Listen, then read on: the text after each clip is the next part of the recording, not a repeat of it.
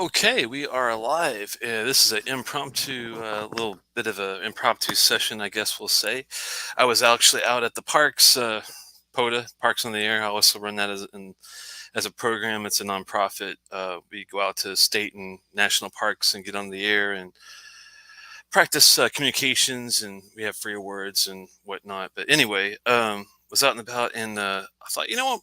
I'm getting a little low on some whiskey, so I thought I better pay my buddy at Petite Cellars a visit in Ellicott City, and he had two bottles that I couldn't say no to. they're they're both well done, and this I wanted to kind of take some time to talk about this in this series. We're going to take a look at whiskey done right. Just we've previously have done lots of reviews and notes and whatnot, and this is not going to be a shootout per se. These are both beautiful whiskeys. I mean, out of the gate, even not touching them yet, they're well crafted, and that's the whole point, to the whiskey journey here. And thankfully, I think I've gotten to the point where I can just look at what's out there and not even have to worry about, well, is this going to be even remotely close to the worth the money? Um, Gambling, I think, is kind of over, thankfully. And hopefully, you guys will have a little bit of time to come by and stop by, have a drink with me. I'll be taking a look. I'm not sure which order yet. We'll get to that in a little bit if we get any visitors. But for the first one, we'll say is a beautiful, and look at that color, man. That's something else. This is a no color added, which is awesome. No chill filtration. Okay, we got two big fat check marks right off the box. A 2009 single cask, which is a bonus, being a single cask. This is a PX Puncheon cask type. 12 years of age, so we got an age statement too. And we've got 56.5% ABV. Now, if that doesn't make someone like Roy Aquavite happy, I don't know what would. I'm going by his ABCDs of whiskey evaluation, and it never fails me. He's got a good system, and I think that it makes a lot of sense. And the color on this, man, is unreal. If there's nothing added to that, wow, I don't know what you say. A PX Puncheon, you would think a PX wouldn't be that dark, but hell, I guess it is. We'll be looking. This is bottle 556 of 687. There's only 687 of these out there, surprisingly.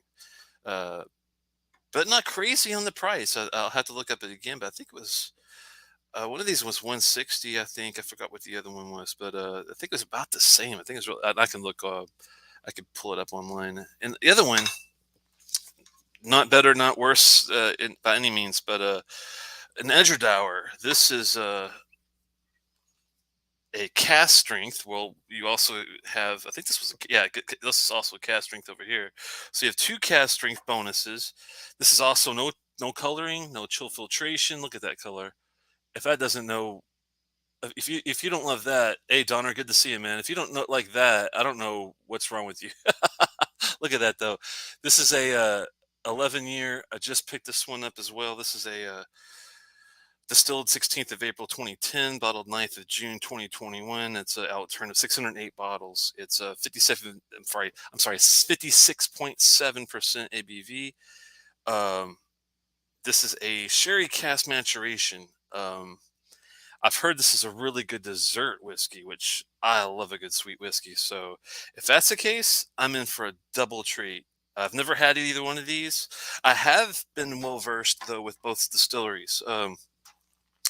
GlenAllachie, as we know, is the new, I think this is what we call Billy Walker's new flagship. He used to work with the Glendronachs and the Benriacs with that group. He left and went to work with GlenAllachie. And it's kind of ironic that I think he must have he must be doing something really well, because wherever he has been and touched, he has made the distillery a lot better. And whenever he's left a distillery, I feel like it's gone downhill. So Hopefully, this is a great sign for GlenAllachie in the future. I hear good things about this one as well.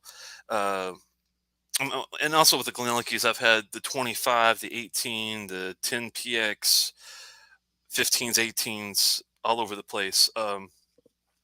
And never really have had a bad bottle by them that I can remember. With the new series, I can't speak for the older pre Walker series GlenAllachie's, but what I've had, which has always been Billy's stuff, I'm pretty sure. Maybe with the exception of that 20. Well, the 25, I think is actually his as well. Yeah, it's yep, he's on that one too. So never mind. But whatever he touched seems like it turns to gold. Now, as well as these few people that run the Edradour distillery, man, I've had several of their 10-year cast strength offerings: a Super Tuscan, a Sauternes, a Burgundy, their typical 10-year sherry. I've had their Balakin, which is their repeated series, 21-year Edradour back there. Best whiskey out of all of them, and that's no exaggeration. The only one that comes close was a few that come close, but that Aaron 21 is pretty beautiful too, and the Kregeliki the it has to be the exceptional cast 23. That one is a cast strength 23 Kregeliki.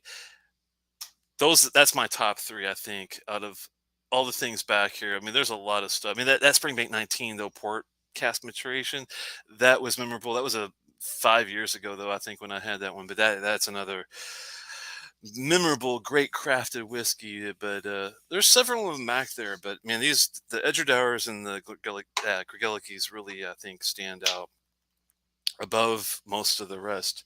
Daniel H, good to see you there, man. We've got hello to Donner. Love the Edradour sherry casks. Yeah, I'm trying to think if I've ever had, besides the 21, which was a beautiful version. Um, I'm not sure if I've ever had a single cask straight from the cask series type whiskey by them. They have several, I know. Um, I've had the 10. I've had a couple here and there, like age statements in the Balikins, the Oloroso or regular. But this might be my first, outside of those three that I just mentioned that were the 10 cask, the 10 cask strength ones. This might be my first sherry cask. I'm pretty sure this is first fill as well. I'll definitely look up a little bit more details here in a second, but I'm pretty sure we're talking first fill on that. So, I mean, color wise, I would not be surprised if it is. Very good to see Daniel. Daniel H, good to see you, man. I have a 11-year Oloroso. Oh, as well, and also just packed a batch 6 of the GlenAllachie 10. Well, hopefully you can join me for a dram if it's not too early for you. If it is, I apologize. It's kind of a spur of the moment thing. 2 o'clock here on Friday. I'm off on Fridays. Thank the Lord, thank the Maker. But I figured this would be a good time just to get together and have a little chat with you guys. That Jura back there is your favorite, don't lie. Dude, that Jura is something else. I'll tell you a quick little story about that bottle.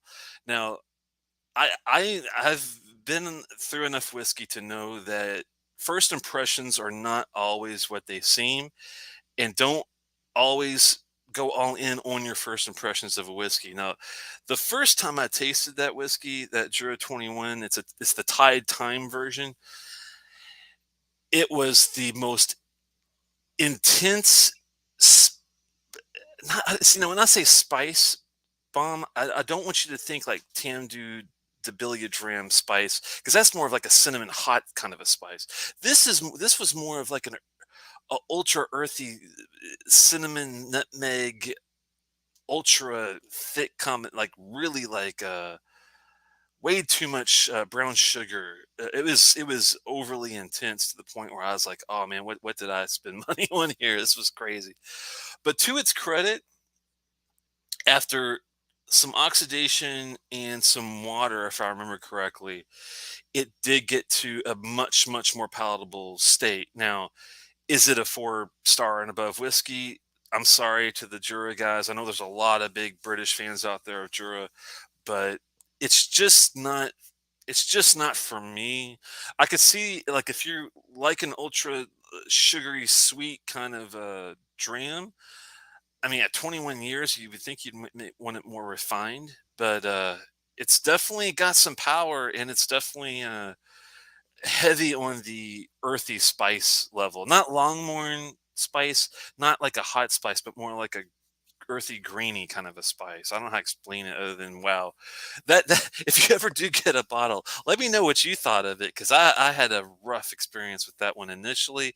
It got better. I think it went up to like a 2.75 to 3-ish, somewhere around in there, maybe 3.25 at the highest. But it definitely took a lot of work to get it to a palatable state. I'm just being honest there. So, no, it's not my favorite Mr. Daniel, even though I know you wish it was, because you could that way you could make fun of me all day. But I'm actually finished up some computer work.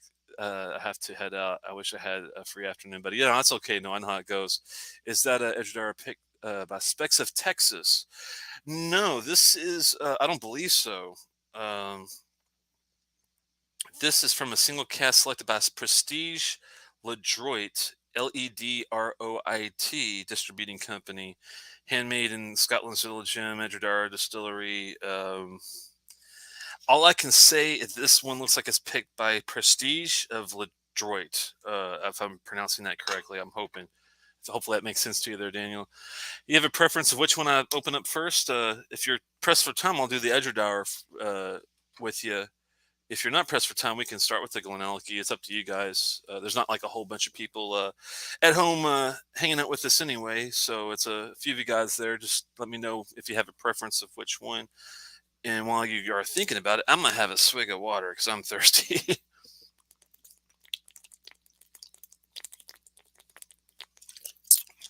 uh, Need about 8 more of those. Prestige pick. Gotcha. For some reason, the spec one seemed to make it out of the state a lot. Okay. Yeah, this is Mike Delta, Maryland, where I'm from, and the place I go is Petite Cellars in Ellicott City. They don't ship, unfortunately, but if you are looking for decent deals, they're $20 to $30 less on bottles typically. Depending on the distillery, they're a little high on. I think they're high on Bunnahabhains and Macallans, if I remember correctly. But some distilleries are really good at, like the Edradour, GlenAllachie's. Pricing for those are always pretty darn good. While you guys are looking, Ejdar first, no problem. Let's look at the while we're kind of thinking about it for a second. Let me see what the price on this one was. Just oh, sorry about that camera. That was weird. Whoa, that's good enough. What the heck, right? All right, so let's look at. I think the Edradour should be in here unless he took it off that fast. I doubt it. 132 on the Edradour. 132. It was 160, I believe, for this GlenAllachie. I don't even know if they had this posted on the site or not. Let me see if they do. GlenAllachie. Type correctly, right? Glen Allachie.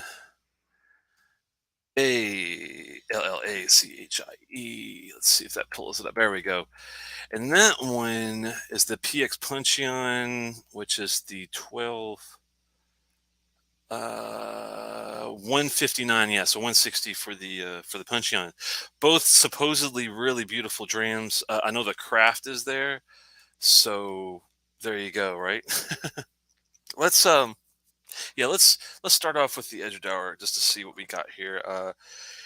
If the Edradour Knights are watching, I appreciate you guys chatting and commenting whenever you can. Edradour Knights are they're a group. They have a Facebook group, and they're pretty active on Instagram as well. And they're very intense in their Edradour whiskey, and I can see why. They love it as much as I do, if not more. But I'm starting to be a huge fan. Oh wow, okay. I'm starting to be a pretty damn big fan because of the craft, and you don't have to pay Springbank twice prices yet, and I hope it stays that way. for these guys. Wow, that color is intense. I mean, that's one of the darkest whiskeys I've seen, and this is only an 11 year, which is insane. I mean, look at that, man. That is insane. It's like that's like darker than freaking cola. that's like a that's like root beer color. That's cray. Oh, lovely. I mean, the ABV has got to be pretty damn high just by looking at the legs because they are non-existent. This stuff settles at the top of the glass and just stays there, the thinnest line. And once it starts fading down a little bit, it still holds itself. I still don't have any legs at all.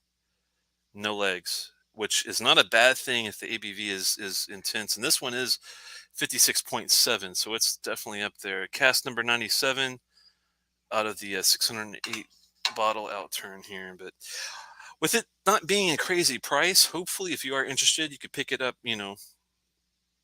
If you're near Maryland, I know they still have some left. So if not, hopefully, you can find it online and get a bit. Because wow, that nose right off the bat is excellent.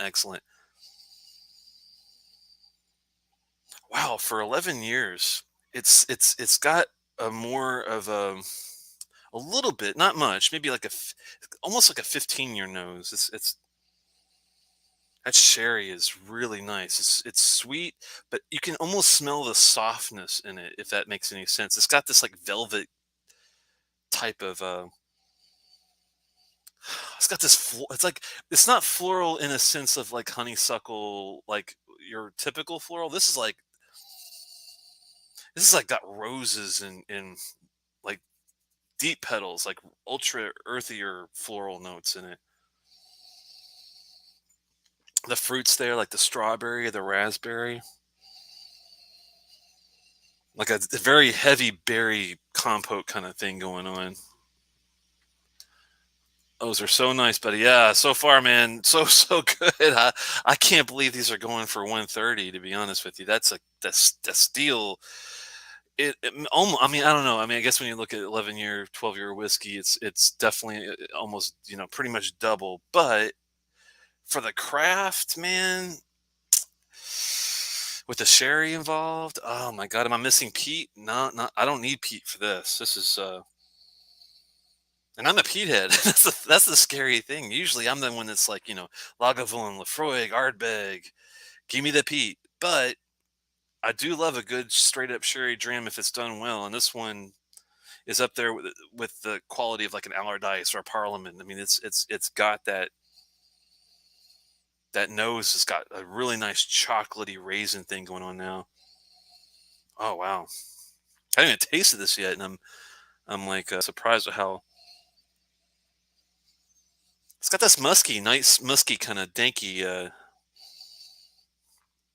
closet kind of a deal going on. Dude, those sherry Edradour single bottles are some of my favorites I own. I can see why so far, man. It's it's wild. I'm surprised I guess because they're since they're so small and they don't churn out a hell of a lot of whiskey like a Macallan. I'm just surprised by the quality being better than a lot of these more famous guys. That these guys aren't getting the funds to pump out even more. But wow, the quality is above. Hmm. It's got this like almost like an almond thing going on too, like a hazelnut almond kind of tinge. Probably like a little bit of for balance. It's not overly sweet, not overly floral, not overly anything. It's got all these notes together just on the nose, man. I mean, so far we're definitely hitting 4 out of 5 on the nose, if not even better. I mean, I put up 4.25, 4.5 even. Just the nose enough is keeps me coming back, and I'm getting different things, not like crazy off the wall things. It's not scattered. It's not disjointed. It's well balanced in it makes sense. Okay, I gotta have a taste. I can't stand it anymore. I can't stand it. Oh, whiskey nose. Man, speaking of the whiskey nose, this is a good profile for you too. Man, if you got one of these whiskey nose, either the Edradour 11-year sherry single cast strength or the we're gonna do the GlenAllachie 2009 PX Puncheon soon, but if you have one of these, man, please let me know. And if you don't mind having a sip, let me know what you think. Because so far we're doing really well. Yeah, signatory gets great cask put in the spirit to put the spirit in. Distilleries owned by independent ballers seem to be treated much better. Yeah, isn't it interesting how I guess it's the signatory experience is what's helping these guys so much. I mean, I know they're the same thing, but having that experience with the casks and it must be like the edge that they have over a lot of other ones, like you're saying. Good to see you.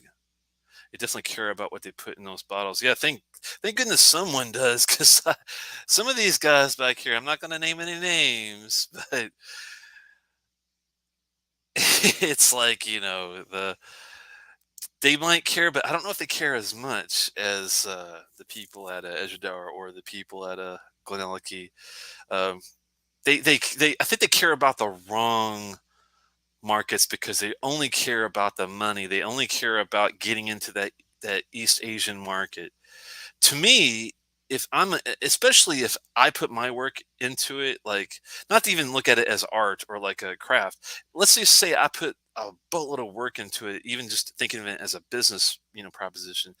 As long as I get a return and I don't have to sell my soul or let the product depreciate just to get it out there, which is what I think they're doing right now when it comes to this chill filtration coloring, bullshit. It's catering, it's listening your product just to get it to more people. And to me, it just if you're just selling widgets, which is what it sounds like, then yeah, it makes more sense than a business role when it comes to that. But long term, long end goal of being one of the better distilleries, having that name recognition for being a quality craft type distillery, Springbank does it. Yeah, they charge a bit too much, I think, for their prices nowadays, but they're out there. You can still do it. I mean, Brooklady, they do it. They do it well. There's several out there that are not the big names like Dalmore that do a hell of a lot better of a craft. And I just wish some of these guys wouldn't just throw out the quality for the sake of quantity. To me, it's just it's too much one direction. I guess I don't know. Cavalin is another one that really cares about what they put in the bottle, even though they're very expensive. Yeah, the Soloist bottles are really, really, really they're pretty tight, I have to say. I haven't I've had I won't say I haven't had any bad Cavalins. I've had maybe one or two that might have not have been what I thought they were going to be.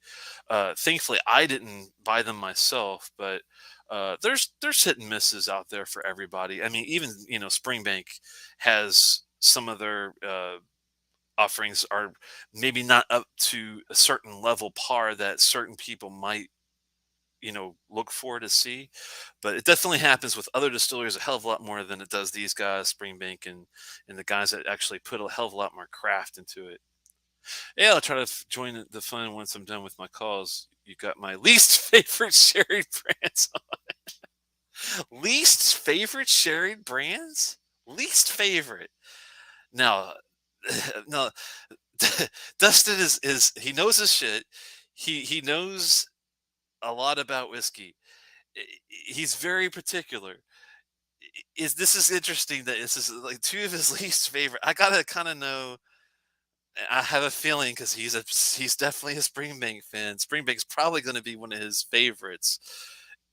And sadly, I haven't got to try a lot of straightforward sherry Springbanks that I can think of. That's one thing I do need to get more into. I've had some really good hazel burns, but uh, proper Springbank, those are not easy to find. I had a chance to get an old 19 sherry cask maturation from Springbank, but it was at the time it was 280. I'm sure it was a steal nowadays, but it was a bit on the pricey end for me at the time. I couldn't afford it, but Now I wish I saw that bottle. That's what I thought, man. I was like, if he says, I know he's not a big McKellen fan, um, but yeah, see, Catalan is one of these. I know, like Steven and Dustin are huge Catalan fans.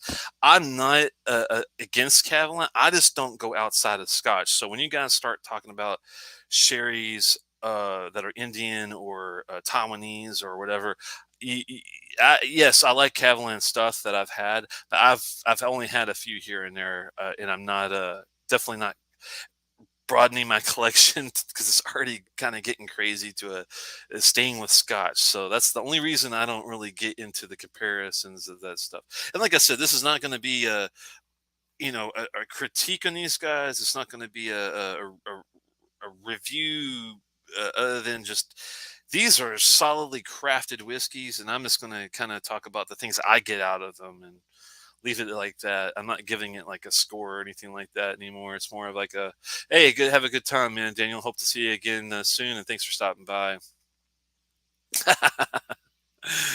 Three big series hit or miss. Okay, especially lately. I wouldn't rank them that highly interested. So besides Cavalan, Dustin, what do you try? Don't tell me yet. Let me think here for a second. I know you're not a huge Glenfarclas fan, so I don't think it's them.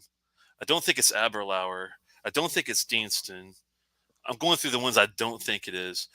I like Bladnock a lot. I'm not sure if you've had any Bladnock, Dustin, but I would hit the Talia if I were you. It's a 15 year. It's really good sherry. I liked it, uh, but I know how picky you are, so I don't think it's Dalmore. I don't see you as being a huge Dalmore fan either.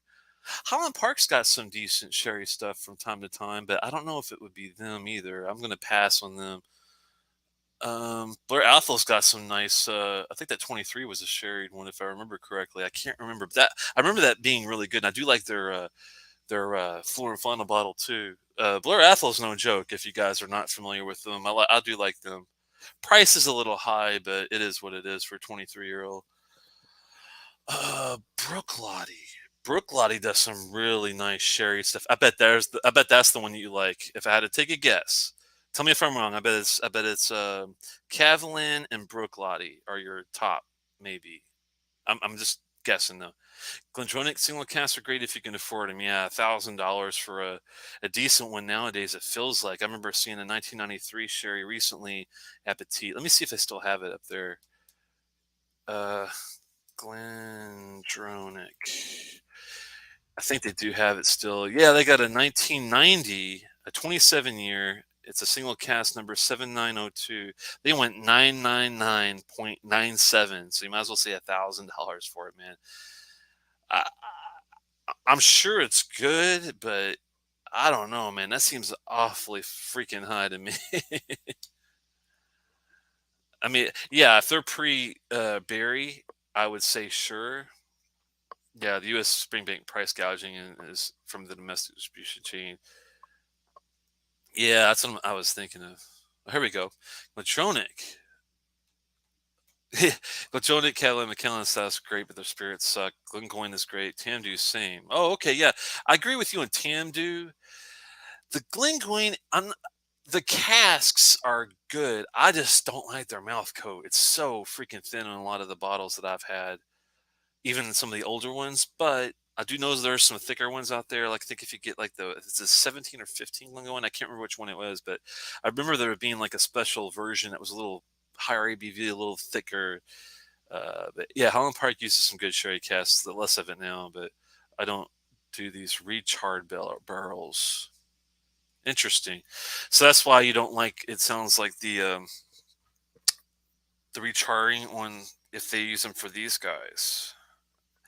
I don't know. They don't really talk about any charring, um, but it might be like you said, some sort of like a typical uh, thing that they always do. But I don't know. We'll have to see. I don't remember getting a charred feeling from an Edradour, but maybe GlenAllachie I have. That does seem to ring a bell when it came to some of the sherries had kind of maybe like a a charred feel after. I had to take a deeper look in this one. But what about Brooklady? Do you like their sherry offerings, Dustin? I think you would. I mean, if you like the black arts like I do, which I think you do, that is a pretty damn good combination, I would say. But yeah, I'd love to get another chance to get my hands on that Debilia Dram. Are you a fan of the Debilia Dram? I'm just wondering if you like any of that stuff from them. I thought it was really really good. I need my own bottle of that Debilia Dram actually too. Um, yeah, Glendronach, I would agree with you pre Barry. I'm just not if she's got any. I don't think she's got her hands in the older stuff yet. But these prices. I mean, do you think it's worth a grand for a 27-year-old cast strength Glendronach? I mean, a grand. That's wild, man. Benevis first editions refill sherry. Yeah, that's one I forgot about too. I know Stephen Connor's a huge fan of Benevis too. I haven't heard from Steven in a while. I reached out to him before his birthday because I remember he was going to have a get together, but I sent him an email. He never reached back out, so I don't know if he's. I don't think he's pissed off about anything. Hopefully not. He hasn't said if he was to me or not. Hopefully not. But I haven't talked to him in ages. Hopefully he's doing okay. So good and reasonable. I picked up the backup. Yeah, that sounds like a good deal because those first editions, man, I'm sure are hard to find. GlenAllachie's a struggle for me to figure out. Could be their spirits too mineral forward, or they are using casks like Edradour. Yeah, I'll have to. He hates the signatory one, so I haven't had any from them that is intense sherry. But yeah, okay. Hmm. I think they're using wet cast. That makes for a very dark color. Okay, haven't had that one. It tastes burnt or wet. Yeah, I'll have to tell you if I get any charred. So it probably causes sulfuric notes too. I imagine I have had Edradour that kind of had a sulfuric kind of tone to it. Maybe that's where that's coming from, but who knows? All right,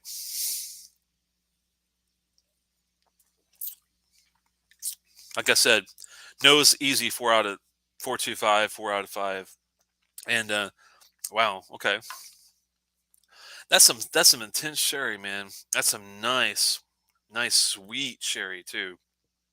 Oh my. This is definitely I could see where Tom was coming from when he told me that he felt like it was definitely more of a dessert dram. Wow, that's a good finish too. Okay, very very intense, but not surprising for the ABV. This is neat at 56.7, but not not harsh. I could feel the power, but it didn't like it wasn't tough to get down. This is my first. I didn't have a warm up dram or anything, so just a gulp of water. Hmm. Do I sense that kind of? Yeah, it kind of. I don't know, Dustin. It kind of reminds me a little bit of. No problem, man. I know how it. It's. I know how that goes. So you can come back and chat if I'm still around or comment. It is very clean and fruity. It is. The come back and comment when you get a chance if I'm still around. If I'm not, then just use the comments after the fact is cool.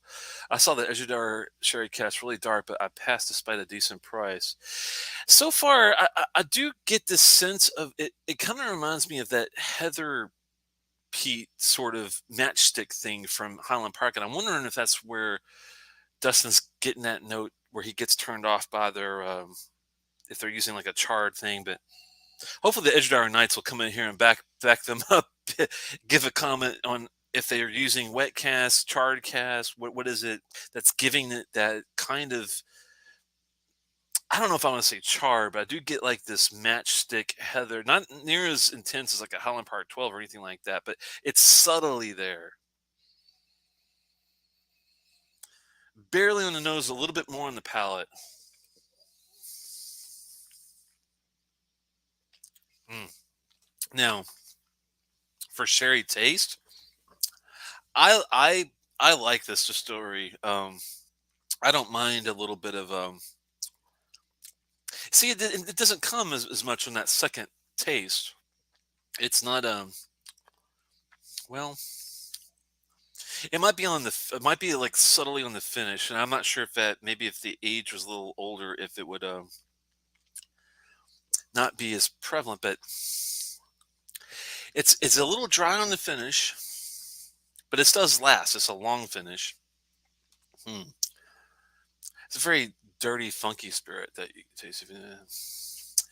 This one doesn't feel like. I mean, I know where you're coming from, and to me, that's the more like if you get one of those sulfuric oloroso type of drams. This is definitely feels more like a PX to me than a oloroso. They don't say what sherry is used in this one.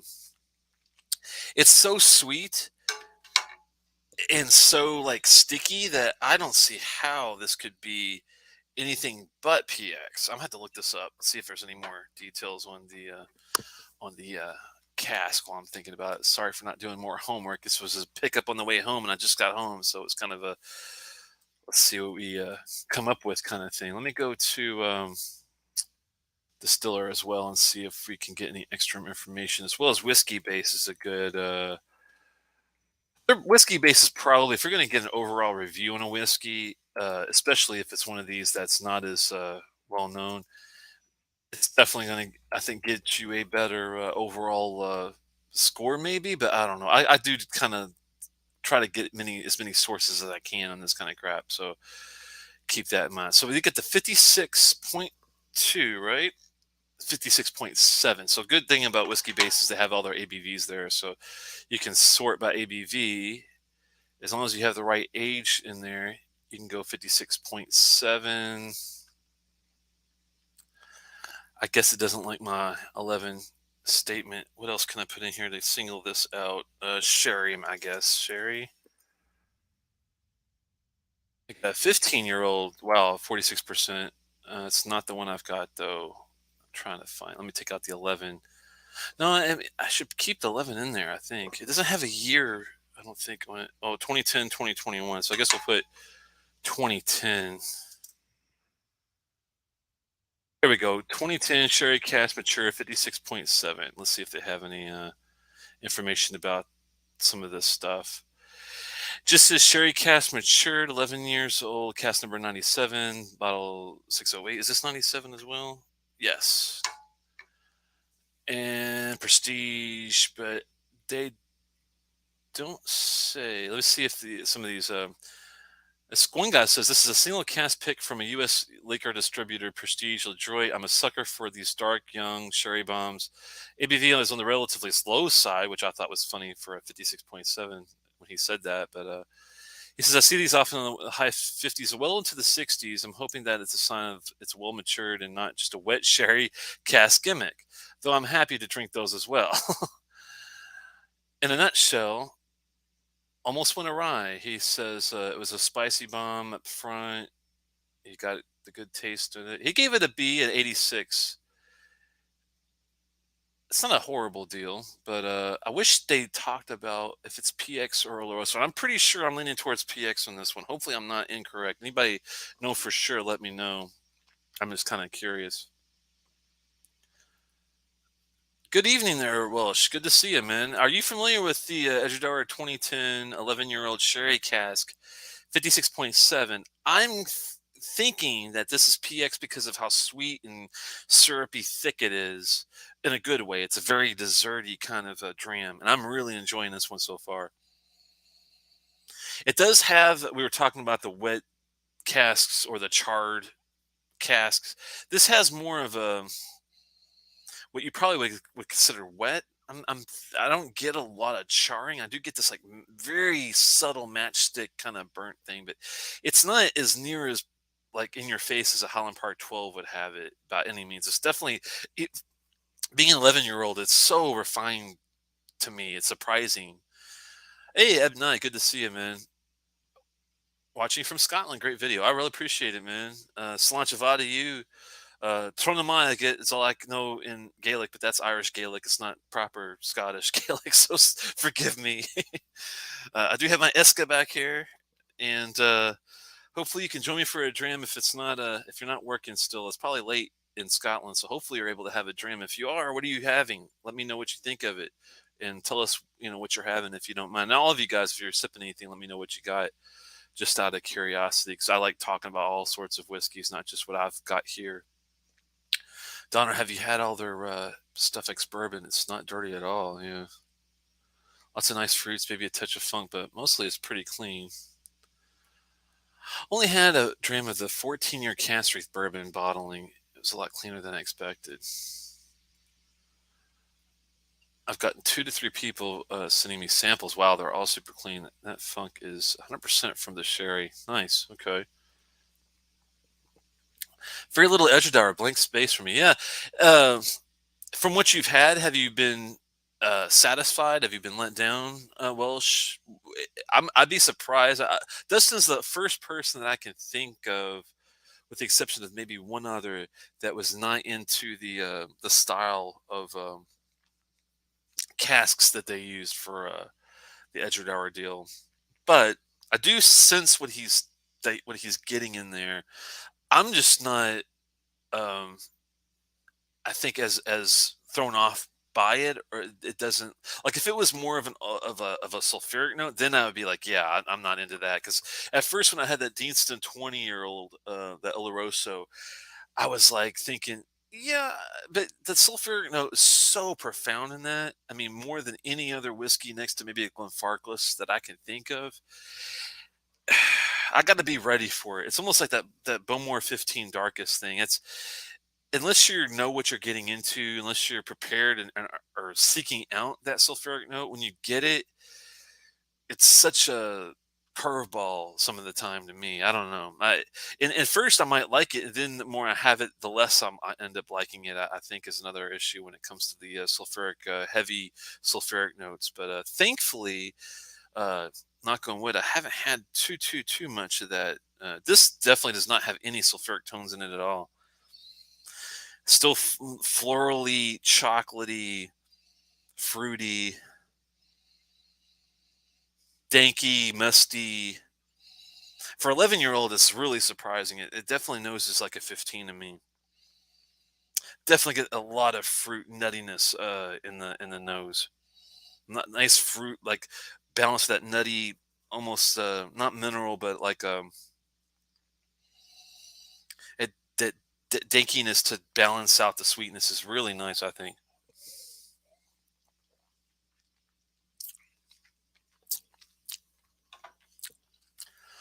I mean, you could drink this neat all day. It doesn't need a. I mean, it doesn't need anything. It's like a peanut butter jelly sandwich in a glass, with emphasis on a lot of Concord jelly. I mean, it's really, really nice. I think. I mean, I love a sherry bomb though, especially a nice sweet one.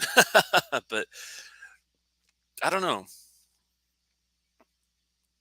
I noticed all sherry casks from Senatori who owns a jar in the last few years have tasted similar, extremely similar. I'm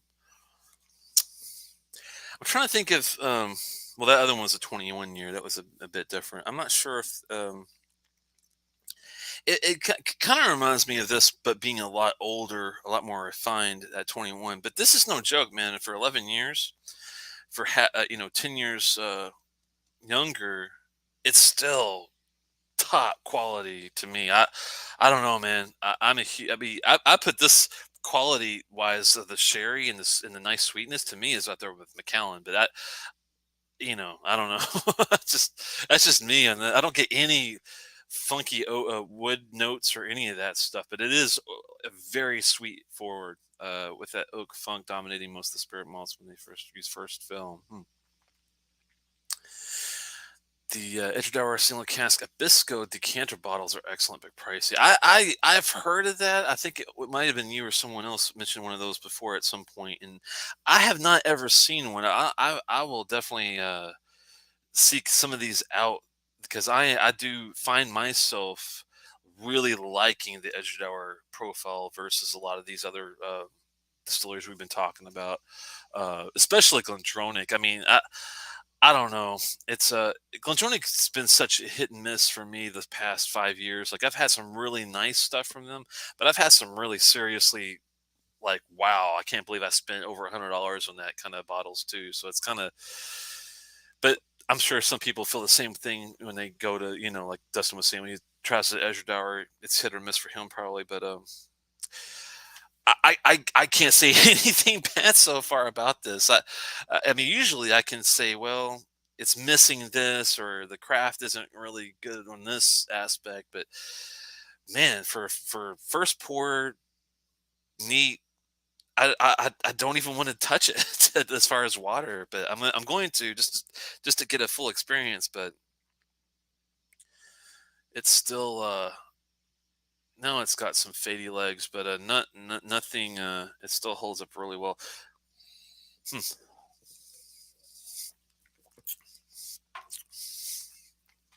Mm.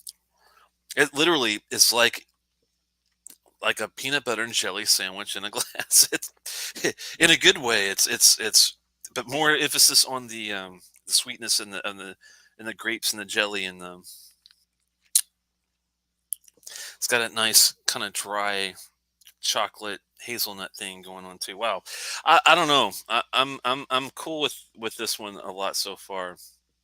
I don't like the flavor from the oak in their cat. Certainly a personal preference. And that's the funny thing, Dustin. I agree. Like wood to me is like makes or breaks a lot of these whiskeys. Like I'm a huge Lafroig fan in general, but whenever I'll never forget when I first tried the triple wood. It grew on me with after like a drop or two of water, but just neat. The triple wood to me was so over the top woody that I just didn't enjoy it. I did like the cast strength version a bit because it had more to work with, and you could really kind of fiddle with it to get it like pretty much perfect. But the standard triple wood to me was something else and not such a great way. But yeah, so the other ones are like that. Somewhat like overly oaky whiskeys. Just I don't know if they don't have anything else to balance it out. That's why I think I do like peat with my whiskey to an extent, especially like ex bourbon casks, straightforward ones. They got to have something else to give me something to balance that out with. But I don't know. But anyway, let's have a drop and just see if what we get out of this deal. Then we'll do the GlenAllachie in a bit. See how that one goes. I've not had either one of these before. These are totally new. Um, Brand new from the store too. These are not like old bottles that you know. I'm just gonna give it one, two baby drops there, because you don't want to over dilute for sure when it comes to this stuff. You guys know. You can always add more. You can't take water away. That's Telex's law. Anyway, uh, yeah, I mean, this doesn't need it, but let's see what happens. It's weird because sometimes when you add water, you get more spice. Like if there's a white pepper, black pepper thing, I'd notice usually that gets more intense. This doesn't have that spice per se. It does have like a little bit of a subtle, maybe like a I don't know. I don't even want to say black pepper because it's not really there. It's more of like a hazelnut kind of thing without the spice. But oh wow, I think it brought out more, even more. Believe it or not, more fruit. It's got a little bit of like a effervescence thing going on the nose too. That kind of what is that? It's more intense. I'm surprised that a drop or two of water on a whiskey like this is already intense. Even makes it more fruit forward somehow. Ooh, there's like this bit of honey thing going on too next to it, like a maybe almost like a marzipan. Not too almondy though, not too almondy. More of like a more on the hazelnut side of things, I'd say, like a walnut almost kind of thing going on now. Huh. So much fruit going on in this. It's insane. It's so insane. Okay, done with that call. Time to hear what Telus is getting on these. Yeah, man, it's this one. Uh, a boatload of fruit, thankfully. A little bit of muskiness, surprising for 11-year-old. It does nose to me at least up to 12 to 15. Leaning more towards the 15, but I'm not getting any of that weird green banana young spirit kind of thing. Thankfully for me, I don't get that out of Edradours at all, even though I know that these are younger, whiskeys. The cask, man, to me is insanely good for a sherry. I love a sweet whiskey though. So here's the thing with this one. If you are like me and prefer your whiskeys, if you're going to have any note be the forefront, you prefer like the fruit or the sweetness of a whiskey, this is definitely there. You're going to be, I think, on with me and really, really, really like ultra enjoy it. Now, if you like more of a savory note with your whiskey or not so much sweetness, you prefer more your balance from other methods, I don't think you might like this particular one as much. Now, are all Edradours that are, you know, 10, 11, 12 years single cask that are sherry that taste like this? Not at all, because I've had some really nice Oloroso dried fruit. Not as this definitely feels more of like a wet sherry, like a young, sprightly, almost like a port wine whiskey. It's not port, of course, but it's that kind of ruby port sweetness kind of level. If you like a ruby port, sweetness type level, you're gonna love this whiskey. If you're not into that as much, this is not for you. But man, I'm having a hell of a time. Uh oh, someone's calling my phone. Oh, never mind. Everything's good. Sorry, I had a quick text message I had to check. Anyway, but yeah, thankfully off today. That's why I'm able to enjoy this a lot earlier with you guys. But that's the kind of the bottom line with this.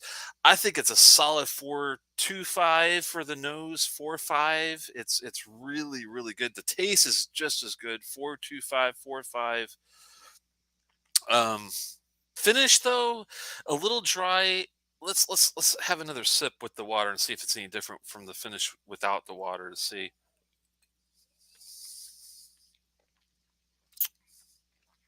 God, bit. Oh man, I really like this one, but with the water, I don't enjoy the finish as much. I think it it makes it almost evaporate faster than it was when it was neat. I still get some of the stuff, some of the nice sweet peanut butter sandwich kind of thing going on, but hmm, how long is it? A little short and dry for me. That's the only thing that I'm might not be as much into, but it's still there. Hmm. There is like it's not a minerality, but there's a little something going on at the end there that might have to do with the charring thing that that you're talking about there, Dustin. It does have the sweetness, man. So grab something really rare yesterday, a store pick Scotch. Ooh, GlenAllachie 13-year-old cast strength ruby port, ready for this. $80. Can I get one? Can I get two? I love Ruby Port, man. I love Kregeliki. The 13 is got that real nice white peppery. I don't want to say grain like, but it's got this like this earthiness spice thing going on. It's really a nice combination. You can't get from other distilleries usually. Uh, I love that exceptional 23 I've had before. I would love to try a 13-year cast strength Ruby Port for them, man. Yes, you could get one or two. Well, if you don't mind, send me an email at telex, telex at outlook.com. And whoever sends who first, yeah, let me know if you don't mind where I can maybe snag one of those. I think I prefer this neat. I'm going to have one more quick thing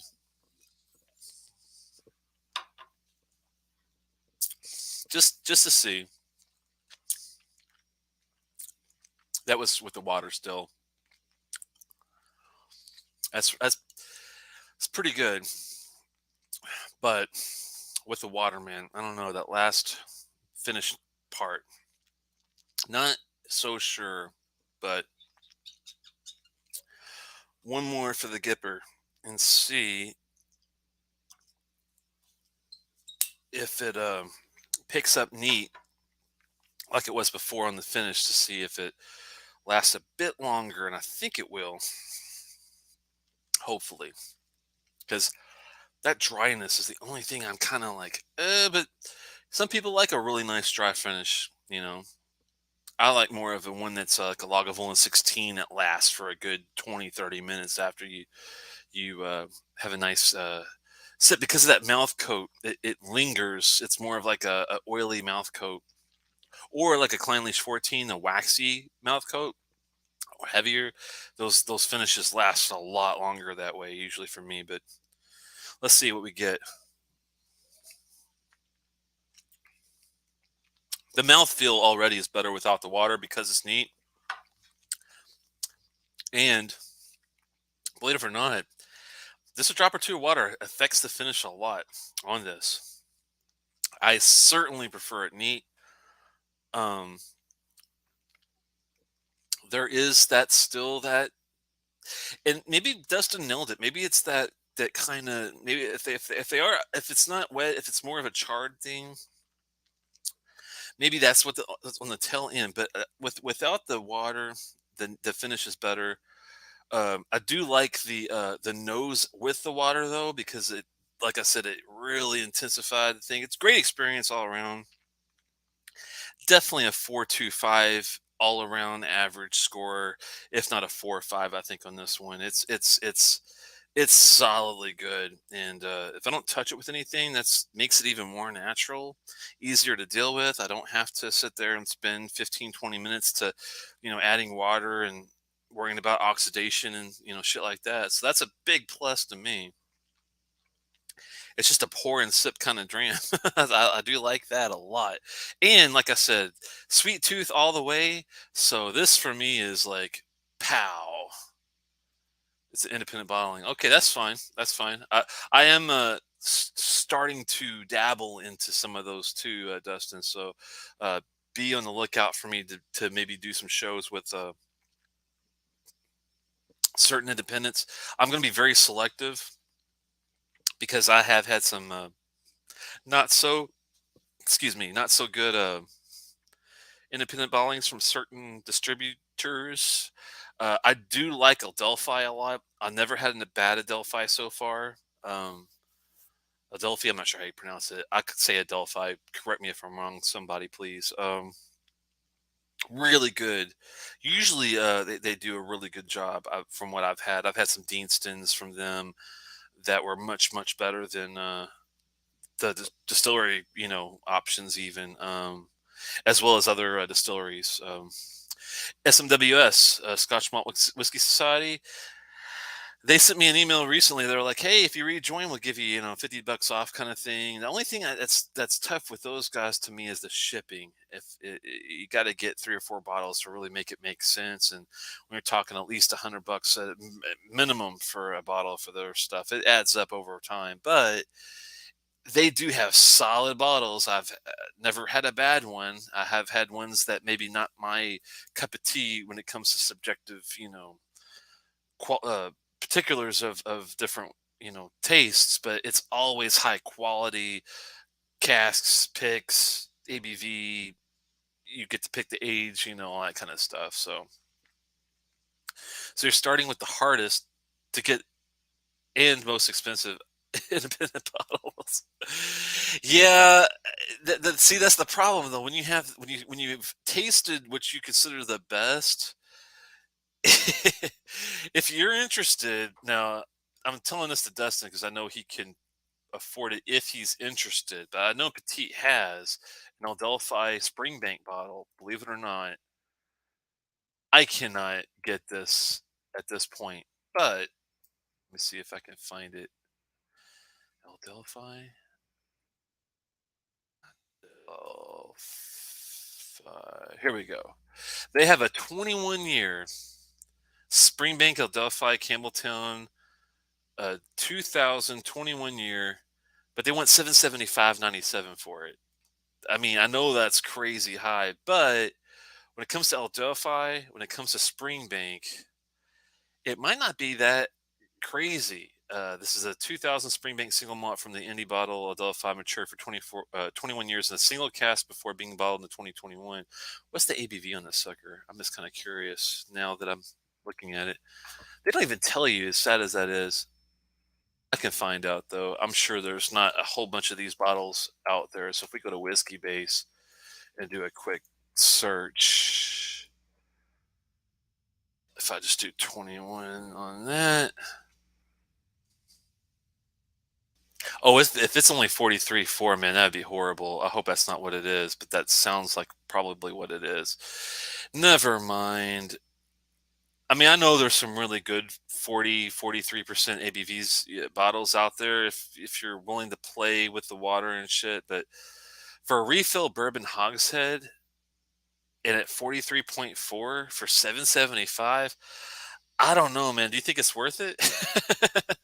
I'd do it if my whiskey budget wasn't tapped pretty much for the rest of the year. I hear you there, man. But is that a good? I mean, doesn't that seem overly crazy priced, or is that 775, 776 reasonable for that kind of bottle at 43.4% ABV?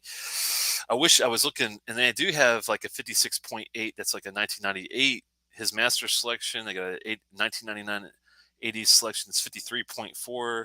That's 21 years, and a 57% 21 year. It's called a Springbank 1998 AD.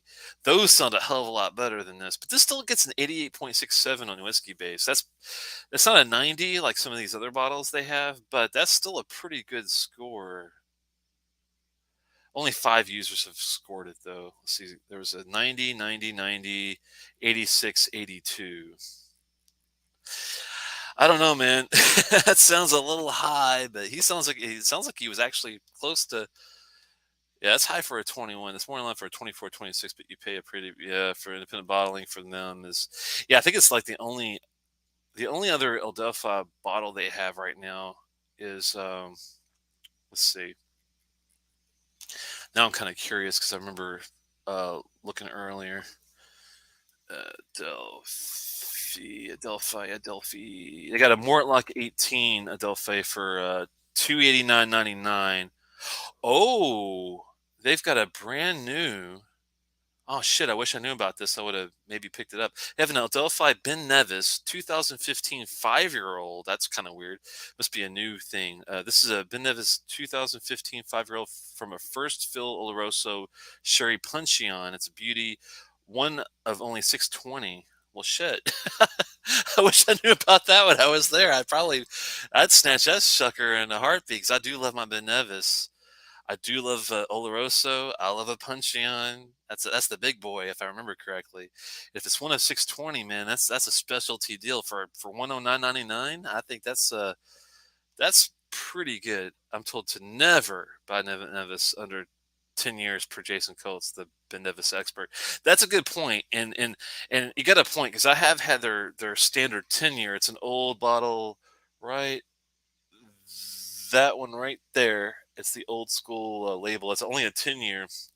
I did enjoy it, but it was very sulfuric, surprisingly. But I've heard that's kind of hit and miss in some of these. But Nevis is one of those that's tough because they were bought out by, I think it was Nika, and they used to churn out lots of whiskey, have lots of different offerings. They had a 10, they had a 15, they even had a 17 and 21 year offering for a while. Recently, since Nika purchased them, they've been really bottled up tight.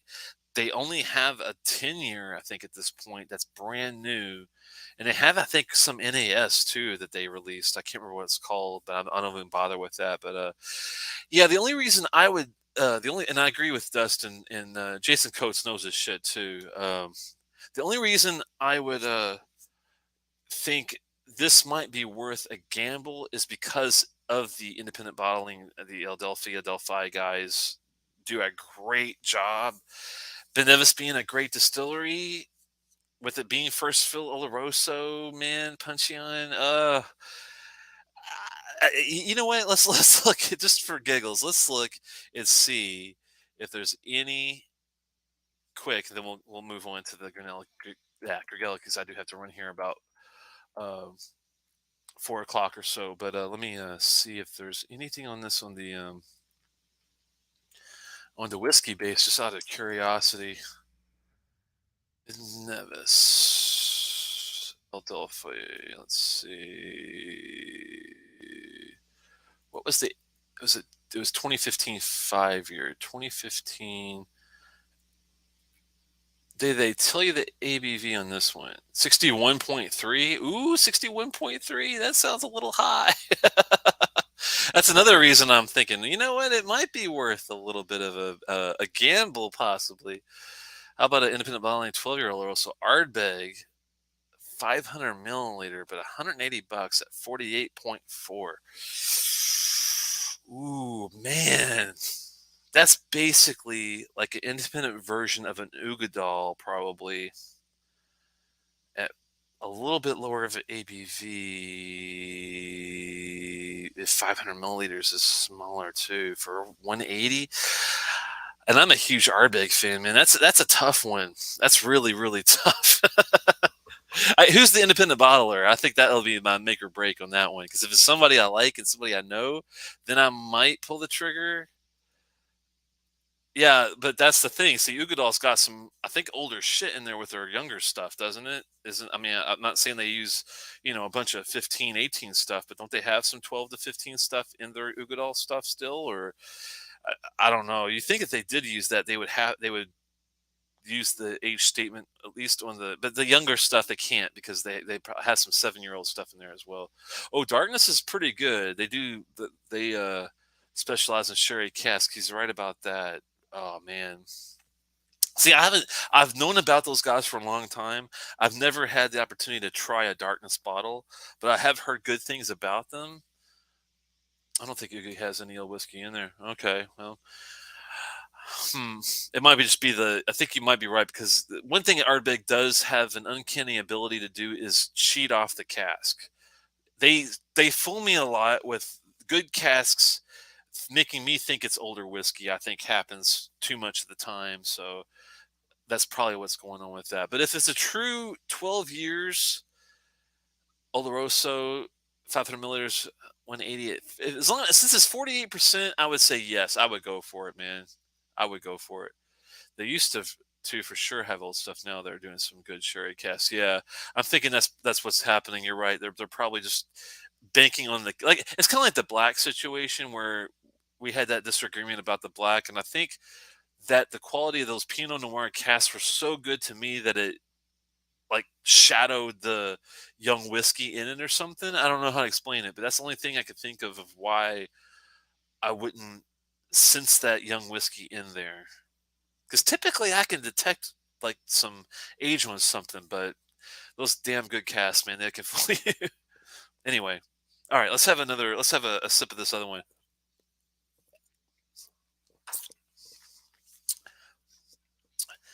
But yeah, I'm gonna come back to this. I'm gonna enjoy it. Hopefully, oxidation doesn't bring this down. That does kind of scare me, because it is really good right now out of the bottle. Make sure that cork is nice and tight in there, and cast strength, great sherry. I have no other than that, that little slight minerality charring thing after the water. You know, on just the finish. I mean, that's the only thing I can really bitch about. That's pretty damn good whiskey, I have to say. So to me, shout out to the Edradour signatory guys. Keep up the good work. You know, for Dustin, he would say, "Don't use those wet charred casks, please." But do what you can is all I can tell you. Let's go to the next one here and see what we get. I'm excited. I'm having a nice finish on that neat, still going. But let's cleanse the palate a little bit here.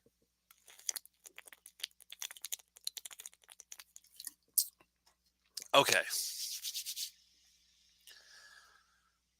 Put your money down, buddy. The whiskey world.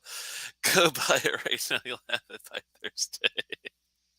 Oh man. So you're not a fan of these guys too? Do you get the same charring out of the GlenAllachie first fill guys? Do you get that same charring that you do the Edradour? Is it different? If it is different, how is it different? I'm just curious, Dustin. Let's get this sucker off here and have a little sippy. First part of waking up Is GlenAllachie in your cup? Taking over Folgers. I'm gonna start. Damn. This is what happens when you don't have any freaking fingernails. I like to keep them short, as you can see, but that's okay. That's what guitar picks are for, right, Dustin? Maybe, maybe. This one's not as. There we go. Not as sharp or heavy, I should say. It's not a bass pick like some other ones are. There we go. Sometimes you gotta cheat. What you guys sipping, if anything? Hopefully, some people are at home sipping something.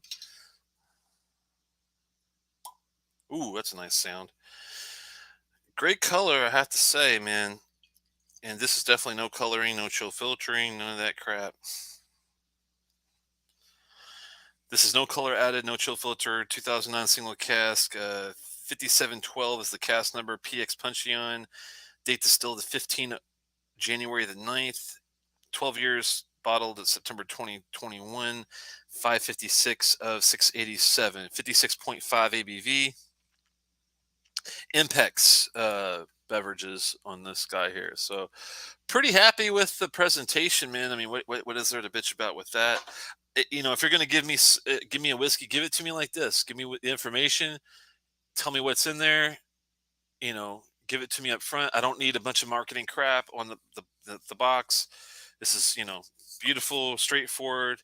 It's nice. It's got some nice padding in there, but it's not Fruity McKellen's actually McKellen's a lot better than like Ardbeg has lost their freaking minds with all these new boxes they're doing. I miss the old classic Ardbog, Air Verdes, Dark Cove kind of boxes, kind of subtle but nice and dark and to the point. Now it's like once they got to the grooves, man, it's like their marketing team got their hands in every freaking thing possible and they just went fucking ballistic. It's just crazy. Anyway, but enough of that.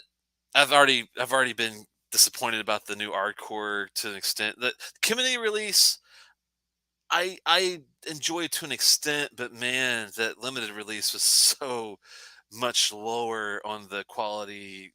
I don't know. I was just like, wow. I'm gonna probably stop collecting the Ardbegs just because of the quality has gone so.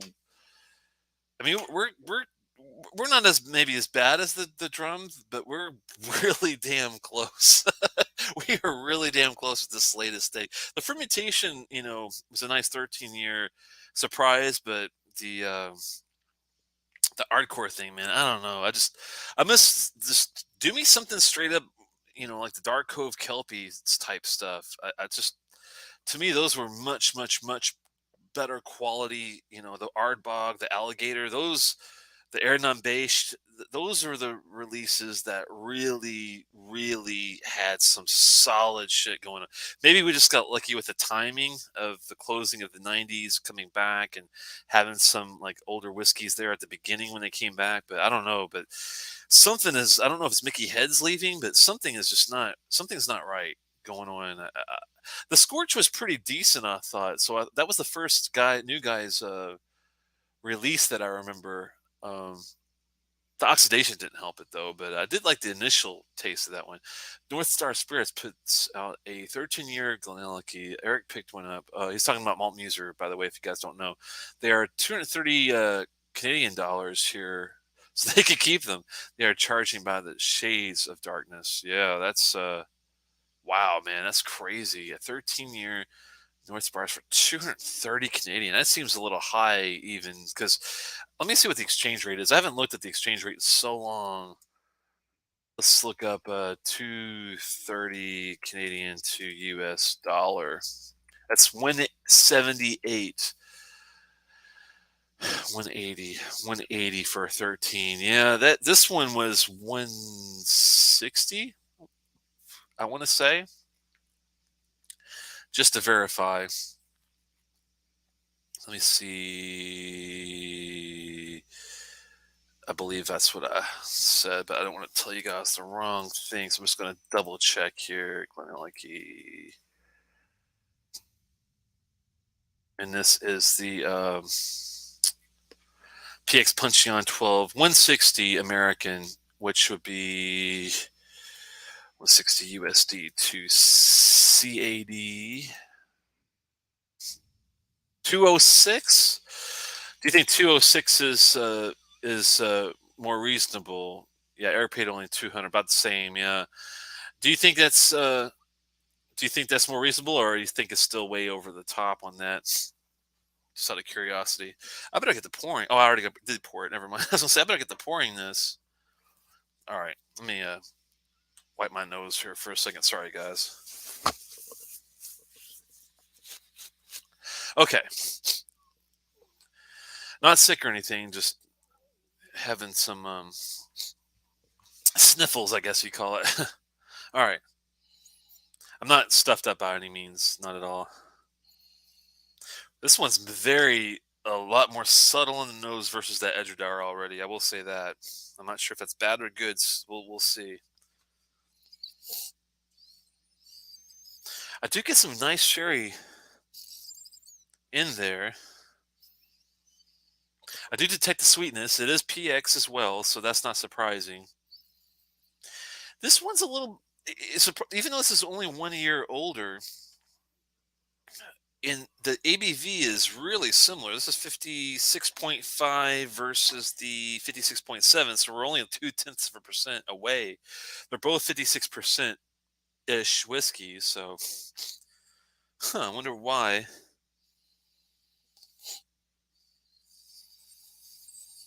It's there. I do get some of the similar notes because they are both PXs, but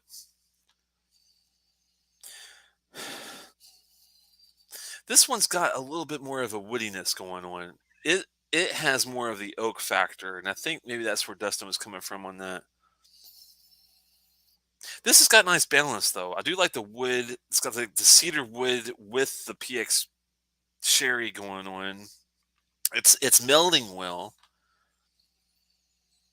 but very subtle comparatively to that Edradour. This one, a good nose. I've detected everything. It's not as strong. So instead of a 4.255, 4 or 5 nose, this is more of a 4 out of 5 nose.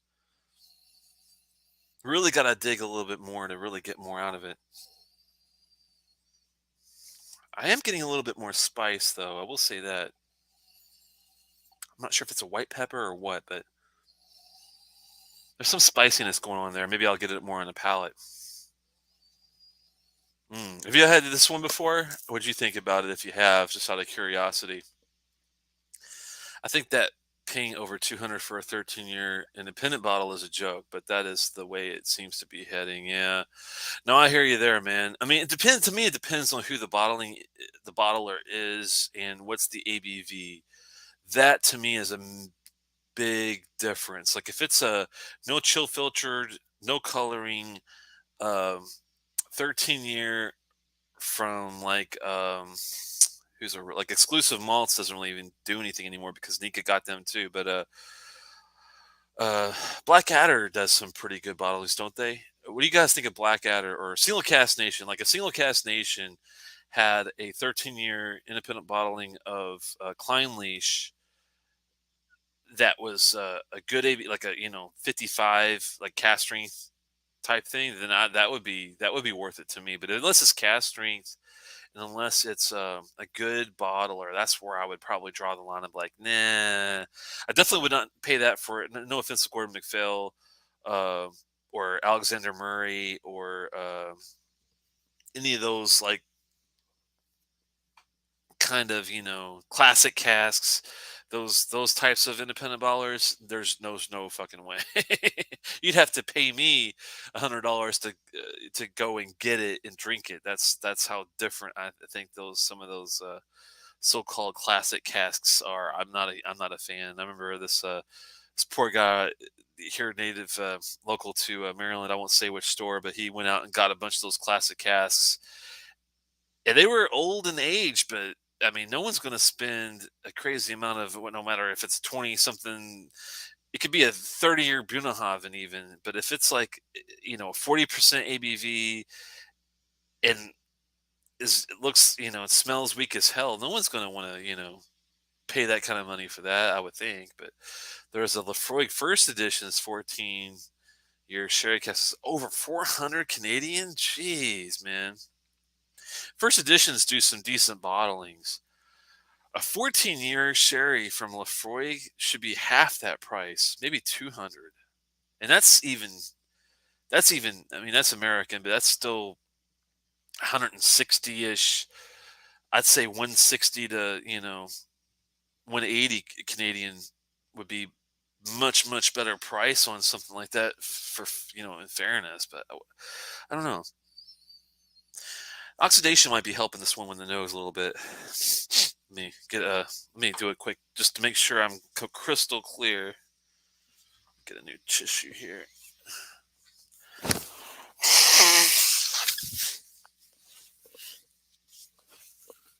Got to make sure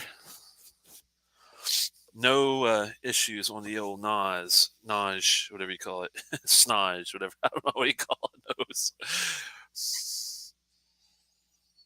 Okay, now we're getting a little bit. It does have something else that the Edradour doesn't have, and that's like hmm.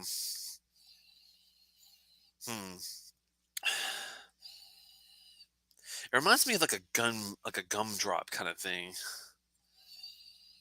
It's not a bad thing per se. I'm not saying it's like plastic or fake or synthetic or anything. It's more of like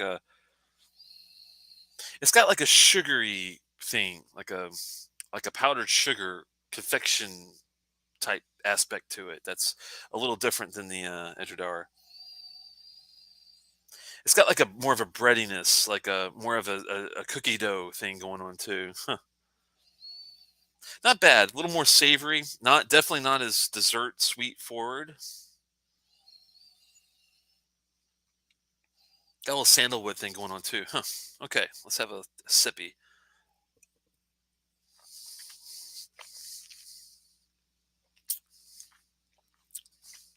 Okay.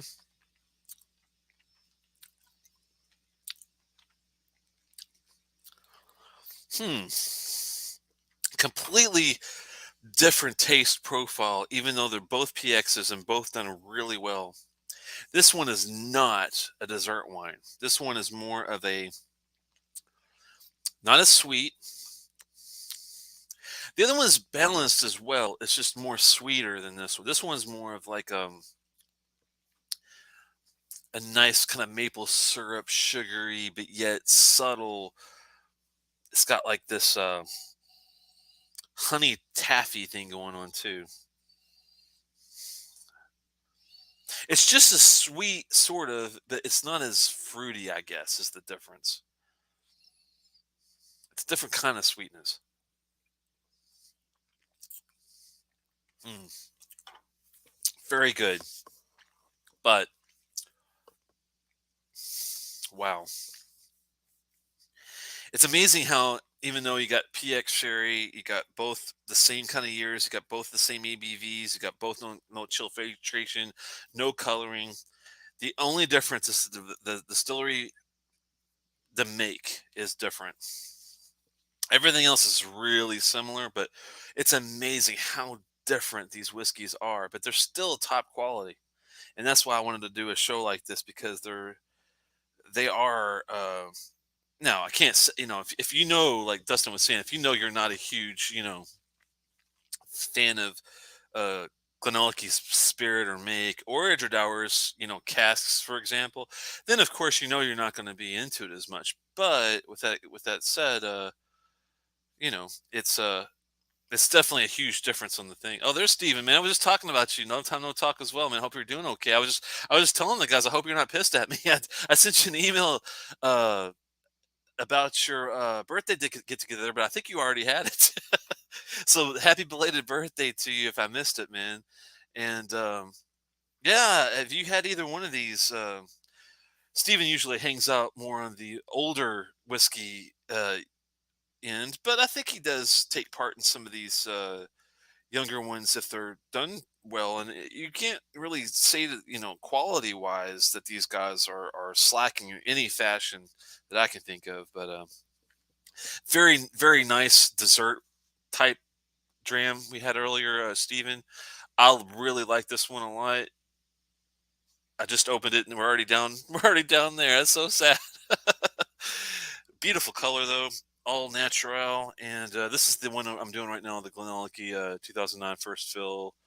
It's also 56.5, and really like I was just saying that they're both PX. They're both really solid.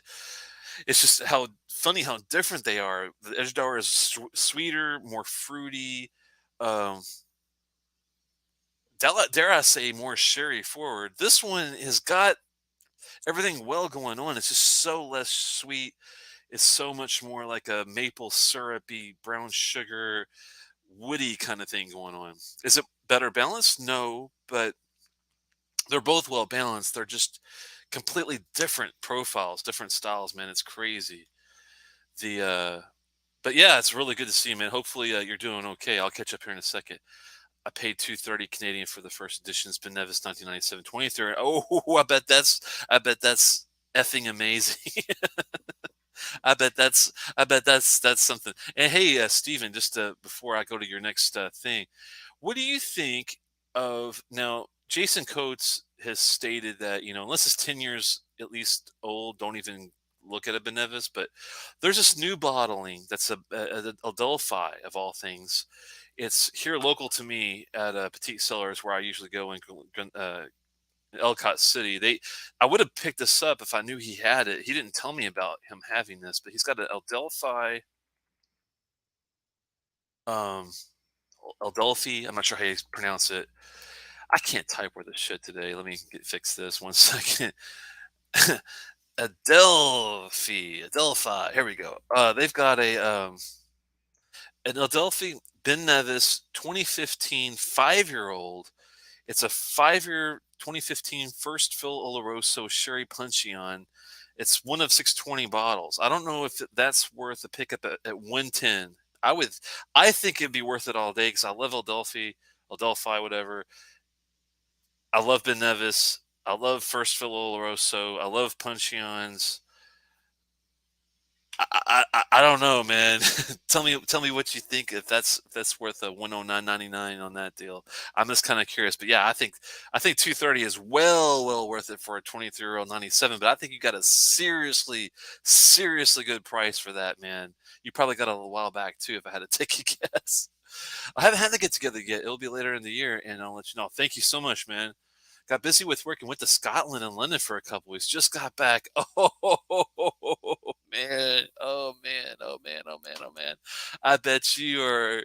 I bet you had a hell of a great time because I know I would have. I've been talking to my wife about going to Scotland some point here in the next whenever. I'm sure probably have to retire first, but someday I will get my ass over there. Where'd you end up spending a lot of your time? I know you've been there before. And I remember you told a really good story about I think you went to the Bowmore distillery and had or was it Brooklady? It was one of those guys and had almost too good of a time. I know even if I went to Bowmore and even though it's not like my favorite out of the Isle distilleries, anywhere if I went over there, even if I went to Dalmore, I'd make the best time you'd ever see.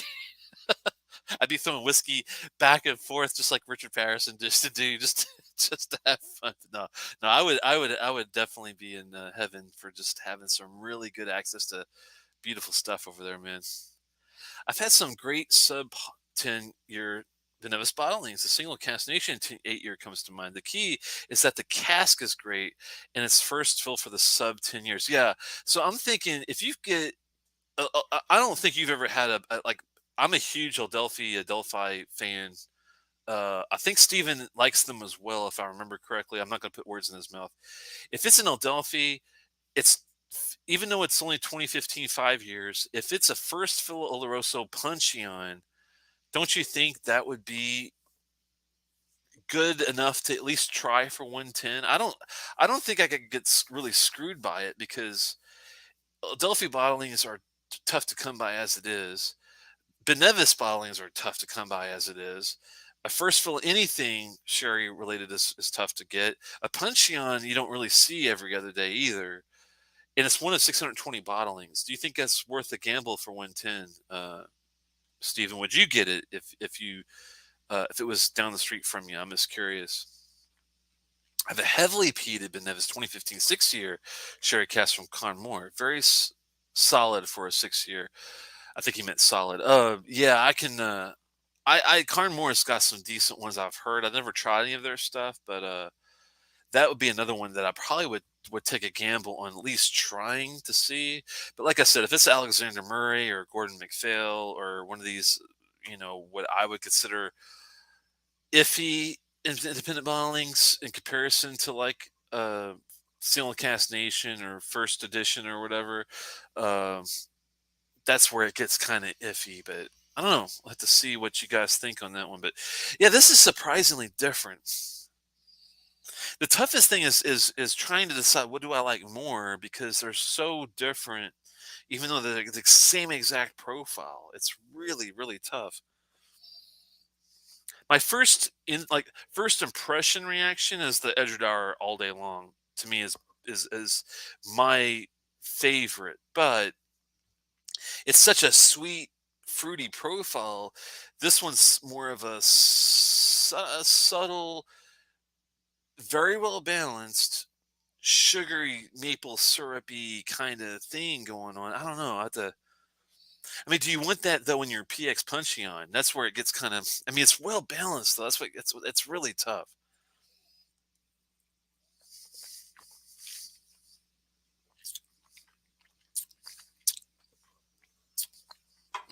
Okay. Yeah, I mean the spice level is there. This one's got a lot more going on. It's more complex. It's got more spices, not as much fruit, but it's got more of like the ex like almost like an ex bourbon like thing going on too with the sherry. But the being PX, man, I'm surprised it's not sweeter. But for you guys that do not like a sweet dram, I would definitely not go towards the Edradour. I would go more towards this one. But for me personally, I prefer the Edradour. But wow, this is no joke either. Now I'm kind of wondering about the finish. It also has kind of like a dry, reminds me of with water. The without water on the Edradour finish was great, but the with water, not so much. With this one, even neat, I'm kind of like wondering about the finish on this. We'll have to see, just out of curiosity.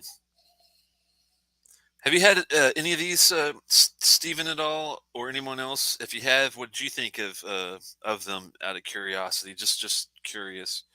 There's no right or wrong answer to this stuff, Just having fun subjectively. I hope everyone's going to have a really good Fourth of July too in America.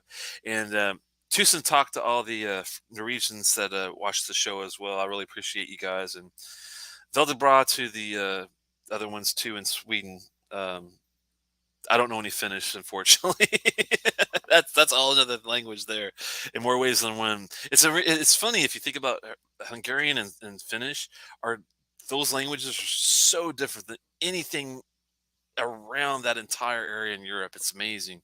I think there might even be older languages. I can't remember. I'm not like a linguist or anything, but I like to study things for fun on the side, just for giggles. But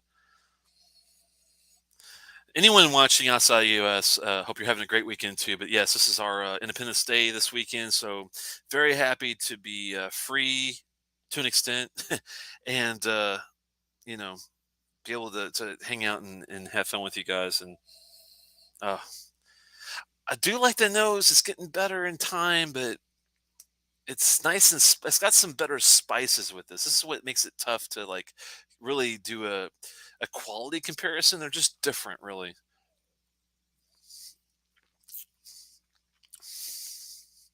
Wow, that's a great taste. Not knocking it. I know Tom really likes this one too.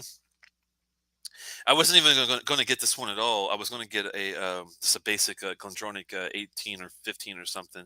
He's like, I do have this 2009 GlenAllachie PX Puncheon um, that we really enjoyed. If you're up for it, I'm like, yeah, and I'm glad I did. I don't have any any regrets. but it's amazing how different these are. And they're the same exact profile almost. That's what's so weird.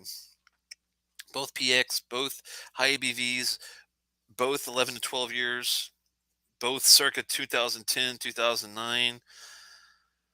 Just the different distilleries. It's the only difference. Different craft process, different casks, different original spirit. Definitely more wood forward with the GlenAllachie. Definitely more spicy, a little more oaky, not as sweet. Still damn good. Still sweet enough. Almost has like a root beer sassafras finish going on with this one. That's so interesting. Light brown sugar, lighter brown sugar, spiciness, woodiness. I do like it. It's just so different, man. I guess it just depends on your mood. If you want like a fruit sweet deal, go with the Edradour. If you want like a more of a woody,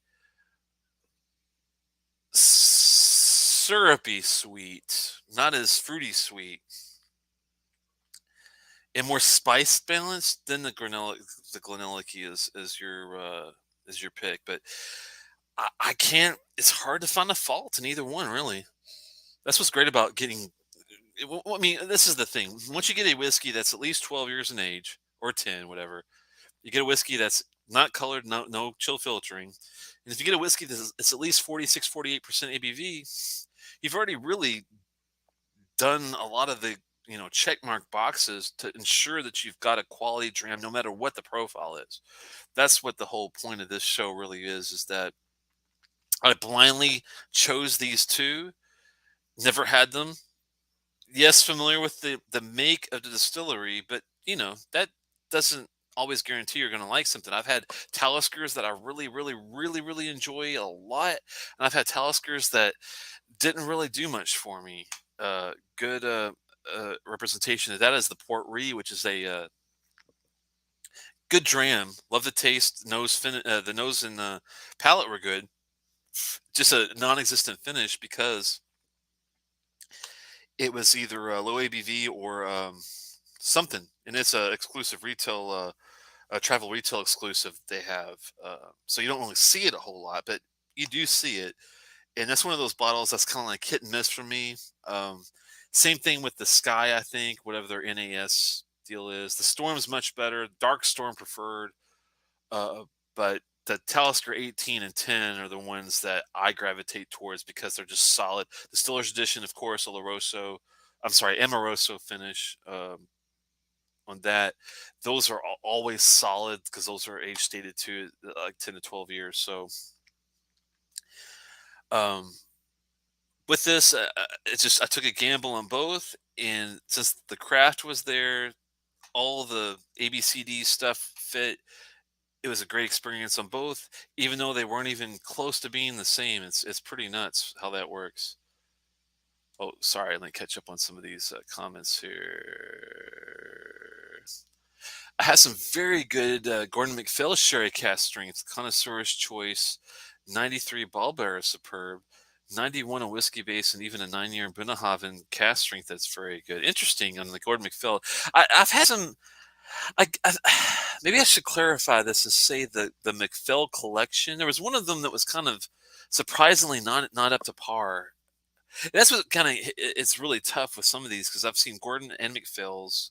I've seen MacPhail collection. I've seen some of these Berry Brothers and all these off the wall offerings that are all over the place with the same kind of independent bottling, and it's like tough to gauge which is which. But if it's got a 91 in whiskey base, it's got to be pretty solid no matter who the independent bottling is. So that's a good point. So even if you think it's someone that you don't really think you're going to like, check out the reviews and make sure that, because if it's got a 91 in whiskey base with at least 5 to 6 reviews, it's probably pretty solid, I would think, no matter who made it, who distributed it. But 5 days in Isla and incredible drams, Springbank 30. Oh my goodness gracious. A Springbank 30. I can't even freaking imagine what that would be like if you mean Springbank by the Springer 30. Multiple Port Ellens. Oh, A 26 official bottle Lagavulin, a 26 year, a Bunnahabhain 46, 40, and 30, a Lagavulin Vachille and Jazz bottling, and a Lafroig 30 from the distiller's manager personal stash comes to mind. I'm surprised you're alive. Because if I had access to the Springbank 30, they'd probably only give me like a baby sip, I'm sure. But multiple Port Ellens, at least two, a 26 Lagavulin, a 46, 40, 30, official, a Jazz, and a Lafroig 30. That's 10 right there, man. Damn. I would be like, can I have a big pour, please? I'm begging you. Oh, maybe I shouldn't go. I would make a fool out of myself because I would be begging for some of those, man. Those sound beautiful. I'm like the Bunnahabhain 25. I recently picked up a bottle of that, and it's already gone. That's how good it was. Uh, let's just say, wow, man, I could not imagine 30, 40, or 46. It must taste like just like heaven's tears or something. I don't know how to explain it. But that is the most beautiful thing ever. I have to. I can only imagine. Explain that today is Canada Day. Yes, yes, and I want to say Happy Canada Day to everybody else out there too. I was just talking about that when I was on the air. I do Parks on the Air uh, as my I'm W3AAX. That's what this stands for over here. I can't even use my hands right. Over, I got to do this backwards.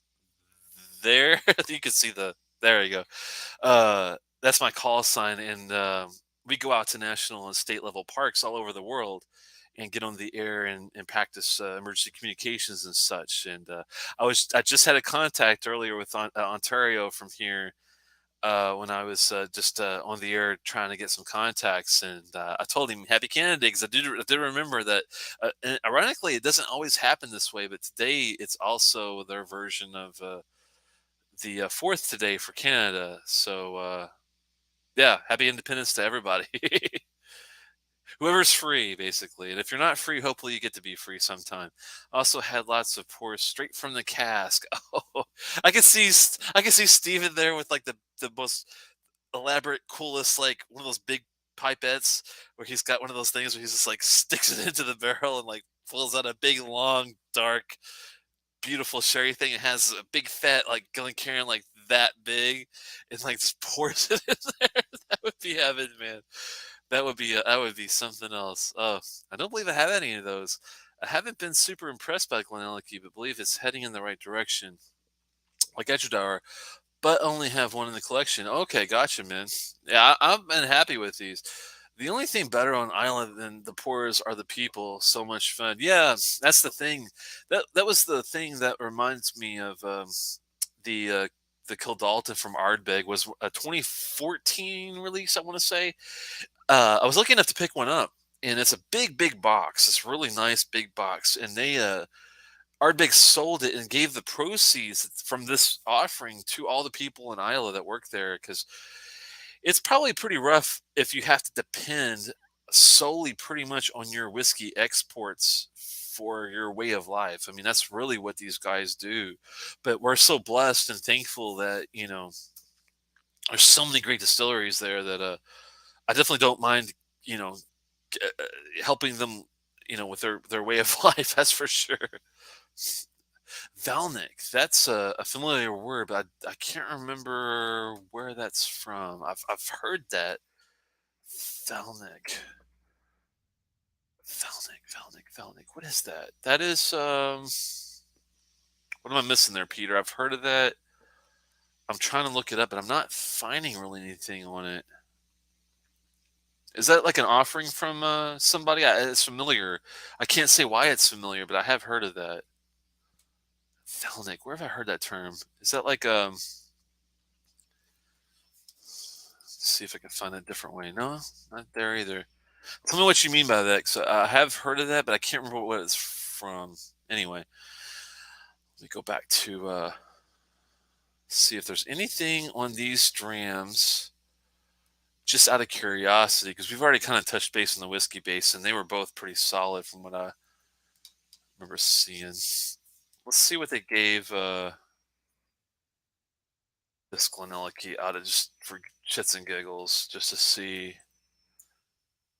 GlenAllachie 2009 PX. That should get us. Oh, maybe not. Well, let me try without the PX to see if it gets me somewhere. 'Cause if that doesn't get me anywhere, then we got trouble here. Single cask, 56.5. 56.5 single cask. Here we go. 2009 PX Puncheon, Mid Atlantic, USA. This must be pretty well brand new because they don't have any information other than, a guy put it up here. Um, but it's exactly the same one. No one's rated it yet. I do think it's up there as well as the Edradour, but man, it's tough because subjectively I like the Edradour a little bit better, but it's a solid dram. I mean, for you guys that love like brown sugary sort of spicy combination with your PX sherry, not as sweet but well balanced, I think this is a good dram. The Edradour has more fruit, more of that earthiness, a little bit. And dare I say, I mean, the Edradour feels older, even though it's younger by 1 year. It's 11 year on the Edradour. Feels like more like a 15 to me, probably because of the quality of the cask. This guy does feel like a 12, but it's like it's got a lot more going on with the. It almost feels more of like an ex bourbon with some slight PX going on. But this is supposedly a is this first fill as well, or maybe that's the difference? Maybe it's not first fill like the Edradour. Let me look something up here and see if they say anything about this one. GlenAllachie. Let's see if we can get 2009 maybe. Whoa. 2009 possibly. Maybe not. Maybe 12. They've got some Spanish oak and some other French oak offerings, but nothing. They even have a Chinoquin. I can't even say it. Oak offering in there. 2008 signatory cast strength collection, GlenAllachie of all things, but not this particular one on distiller. I was just trying to make sure that I didn't miss this particular one.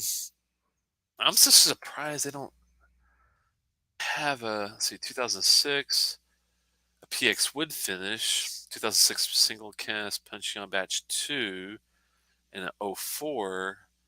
They got some earlier year versions that did like 4.5, which is, they both are 4.5. They got a 2006 and a 2004 PX, same exact thing like this. This is a probably a lot later of a batch. They don't give you batch numbers on these. I don't think. I don't see one at least. But being the year, if we use that as a batch, now they have batch 2 and batch 3 on some of these. Even the years are different, so it's kind of tough to say. But they're all solid, and I'm not surprised seeing a 4.5. I'm not sure if I would go with that high. Maybe 4.25, but that's really damn good. I guess the moral of the story is they're both 4.5 whiskeys. It's just the what you're looking for is different. They're both top quality. I'm gonna give them both 4.5s. What the hell, right? I mean, if they're just different. I gravitate a little bit more towards the Edradour only because the sweetness and the fruit level is higher. But I tell you what, if I'm in the mood, more in the mood for spice and more getting the oak and the ex bourbon qualities from a cask with the PX Puncheon, then I'm gonna go for this one. They're both solid, man.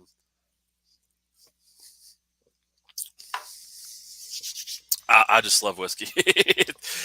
I can't say enough good things about it. Oh, it was your vision of Stephen drinking from the cask utensil.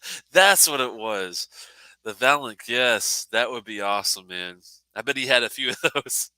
I know my way around a Valink. Oh, that's a Valanche. Is that how you say it? Valanche? I'm wondering how you pronounce it. Is it Valanche? Tell me if I'm incorrect or right. Good to see you, Dustin. Good to see you, man. This is so good. Oh, you better have a drop of that Spring Break 30 to Sydney.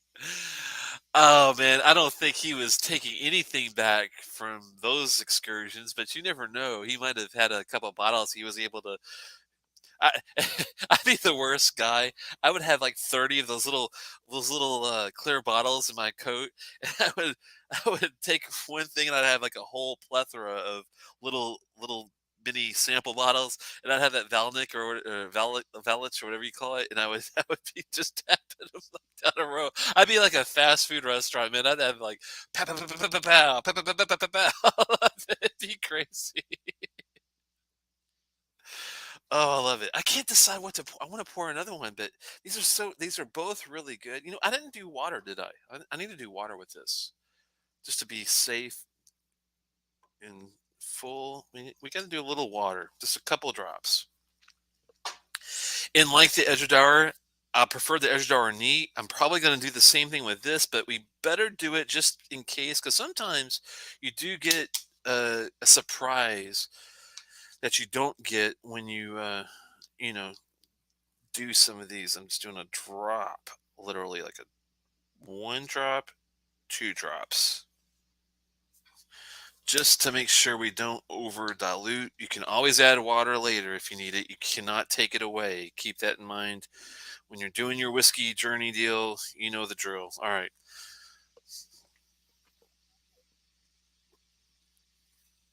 It was a fresh cracked pour at Bonaccord in Glasgow. Thomas, the owner, just got it from Royal Mile Whiskies. It was great, but nowhere near the secondary price. I can imagine, man. Oh, that I'm surprised you got to run into the owner of that deal, man. That's crazy. I'm absolutely in love with, excuse me, this HB10 Highland. No, HB Highland Park 10. No, HB10. What's an HB10? HB barley, possibly a barley issue. Is it Springbank? What do you got there? I'm absolutely in love with this HB10 I just bought, minus the brutal $100 price. HB, what the hell, man? What is that? Do you mean to say? Oh, Hazelburn. Gotcha. Sorry, man. I can't keep up with all these acronyms. I work in IT and I've got enough fucking acronyms to deal with. Wish I was able to grab one at retail. I bet you were, man. A Springbank 30. Oh my goodness gracious. Well, that's a given these days on secondary Springbank. That's for sure. Yes, Hazelburn. That is one that I absolutely adore is the Hazelburn Oloroso 14 year. That release was to die for. I remember that was a really good, solid one. Whoa, sorry.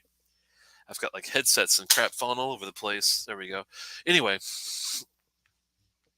Hazelburn, man, is definitely those 14, 12 Oloroso offerings or even PX, man. I like all their those types. One thing I do need to ask you guys, since I've got you guys here, I need to talk about long row. If I'm gonna get, I prefer my peat with sherry if I can get it. So I know the long rows are heavily peated Springbank offerings. I would love an older one, like an 18 year. Do they have a long row 18, like a PX or Oloroso, that you would recommend? And if they already have this, would you mind sending me an email with a place that I can get it from? I would really appreciate that if anyone is able to, because that's one thing I don't have. I mean, Hazelburn, I'll pick up eventually for myself. I've had lots of samples of those guys, but I've got plenty of regular Springbank bottles back in the back. But like either a long roast or Hazelburn. I need to get my own bottles of those two, and I'm thinking 18 years, and I'm thinking like a sherry type of offering. That would be pretty good. The newest tin Springbank didn't do well for me, but the Hazelburn, however, is killing it. That's amazingly surprising.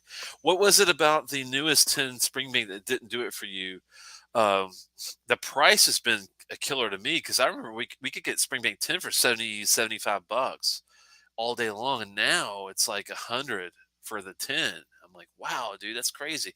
And if the quality is not as good as the older 10 Springbanks, I'm like, why are they charging more for it? But I agree. The Hazelburns are pretty damn good, but is it the peat that you didn't like about the new? Because the only difference that I can think of between a Hazelburn tin and a Springbank tin is the peat level. So is it their peat that they're using now that doesn't do it for you? I'm just curious of why. The tin Hazelburn is very tried ex bourbon, but God is good. Tired, probably. Very tired ex bourbon, but God is good. Yeah, I mean that's the thing. If you can get it depends on those casks. I mean, it's like any good bourbon. I mean, you've had some good bourbons and you've had some bad bourbons, and it's all the. Is it the wood? What is it? What is it about bourbon that really those casks that does it or doesn't do it for you? Is it the quality of the wood? Is it the quality of the is it the spice level of the wood? Is it, Cricus alba versus what you call it, American oak versus European oak? Is it what is it that governs the quality of that as much to you? I'm just kind of curious. Sorry for all these questions. I'm just as curious as you guys are when it comes to this stuff. Most of the 18s usually sherry partially, yeah, but I'm not aware of any anywhere that get to the 18 these days. Isn't that sad? I would kill for a nice solid 18 long row PX or Oloroso or combination, whatever they want to do. That would be pretty damn cool.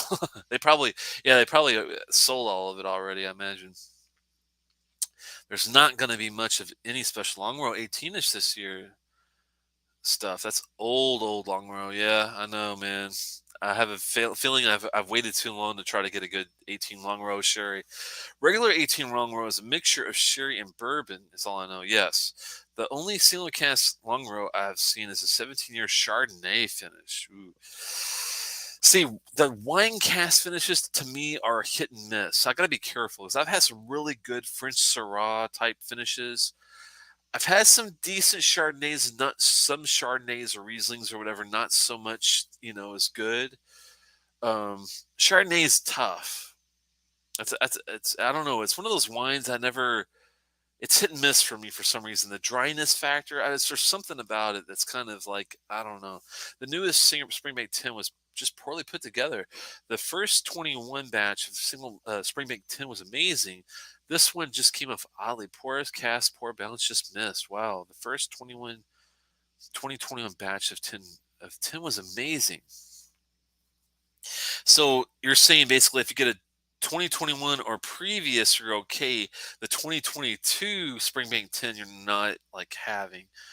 Is it easy to detect the year on the bottle? I have an old 10 somewhere in the way back. I can't have to dig it out, but it's so old it probably doesn't apply now. But is there a way to tell what year you're getting off the stamp? I know some stamps, you have to take your flashlight and I know Ardbegs are notorious where you have to take the flashlight. I don't have one with me here, but you take the flashlight, you turn the bottle bottom here, and you can see like a code, or something to tell you the year. Uh, my flashlight's across the room somewhere, or I would do it with this bottle. It probably doesn't even have a code on this GlenAllachie anyway, but you know what I'm getting at. I'm just wondering if they have like a way to detect the year that it was produced. And that's the oldest non-18 or 21 I've ever heard on long row. Wow. I do have 3 Hazelburn bottles, a Bolero finish. What did you think of that? I, lo- I want to try the rum. I love the sherry finishes on Hazelburns. Maybe I've never had just straight up Barolo wine, and maybe I'm just not a fan of the wine, but I was not a fan of the Hazelburn Barolo finish. What did you think of that particular one? Was it quality? Are you a fan of Barolo wine? Because I think that definitely dictates, of course, whether or not you really get into that as much as some of the other ones. I've got a 14-year all sherry cask strength long row, but that's the oldest long row at all sherry I've seen. Ooh, I bet that's fucking good. I bet that's I bet that's a tasty treat. I'm afraid to know what the price on that is. It's probably secondary price. Let me know what it is if you don't mind. I'm just kind of curious on what that one is. As all sherry on that. Yeah, let me know what the price on that is if you don't mind, Dustin. There were 5 to 21 batches of Springbank 10 Telex. One was great, one wasn't. Wow. There were wow. Why they're doing 5 batches in 1 year? That is some outturn. Is it just because they're selling that they have to produce that much to keep up? Why are they doing so many batches? I guess because they're such a craft whiskey facility that they only have so much. They're probably not set up like a Dalmore or a Macallan with the size of the release. I guess they have so much they can deal with, but they're so popular now. They're trying to keep up. I guess that's the reason why they're doing 5 batches of 1 year. That's crazy, man. I don't see how you guys keep up with the quality of one versus another. How do you even determine that? I mean, that's got to be rough. The 17-year Chardonnay finish was an Alberta only bottle and excellent. I kept it back up after a bottle split. Oh man, was a laugh at 170 Canadian. Oh my goodness, 17-year Chardonnay finish, man. I bet that was good. Even if I mean, Chardonnay, like I said, is hit and miss with just me subjectively. But if you like Chardonnay, I bet that is pretty to die for, man.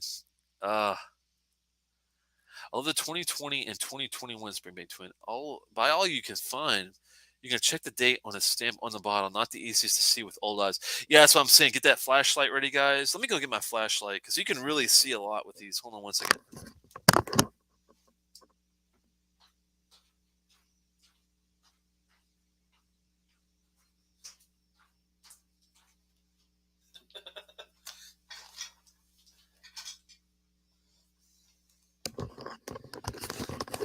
If you don't see with this, you're blind.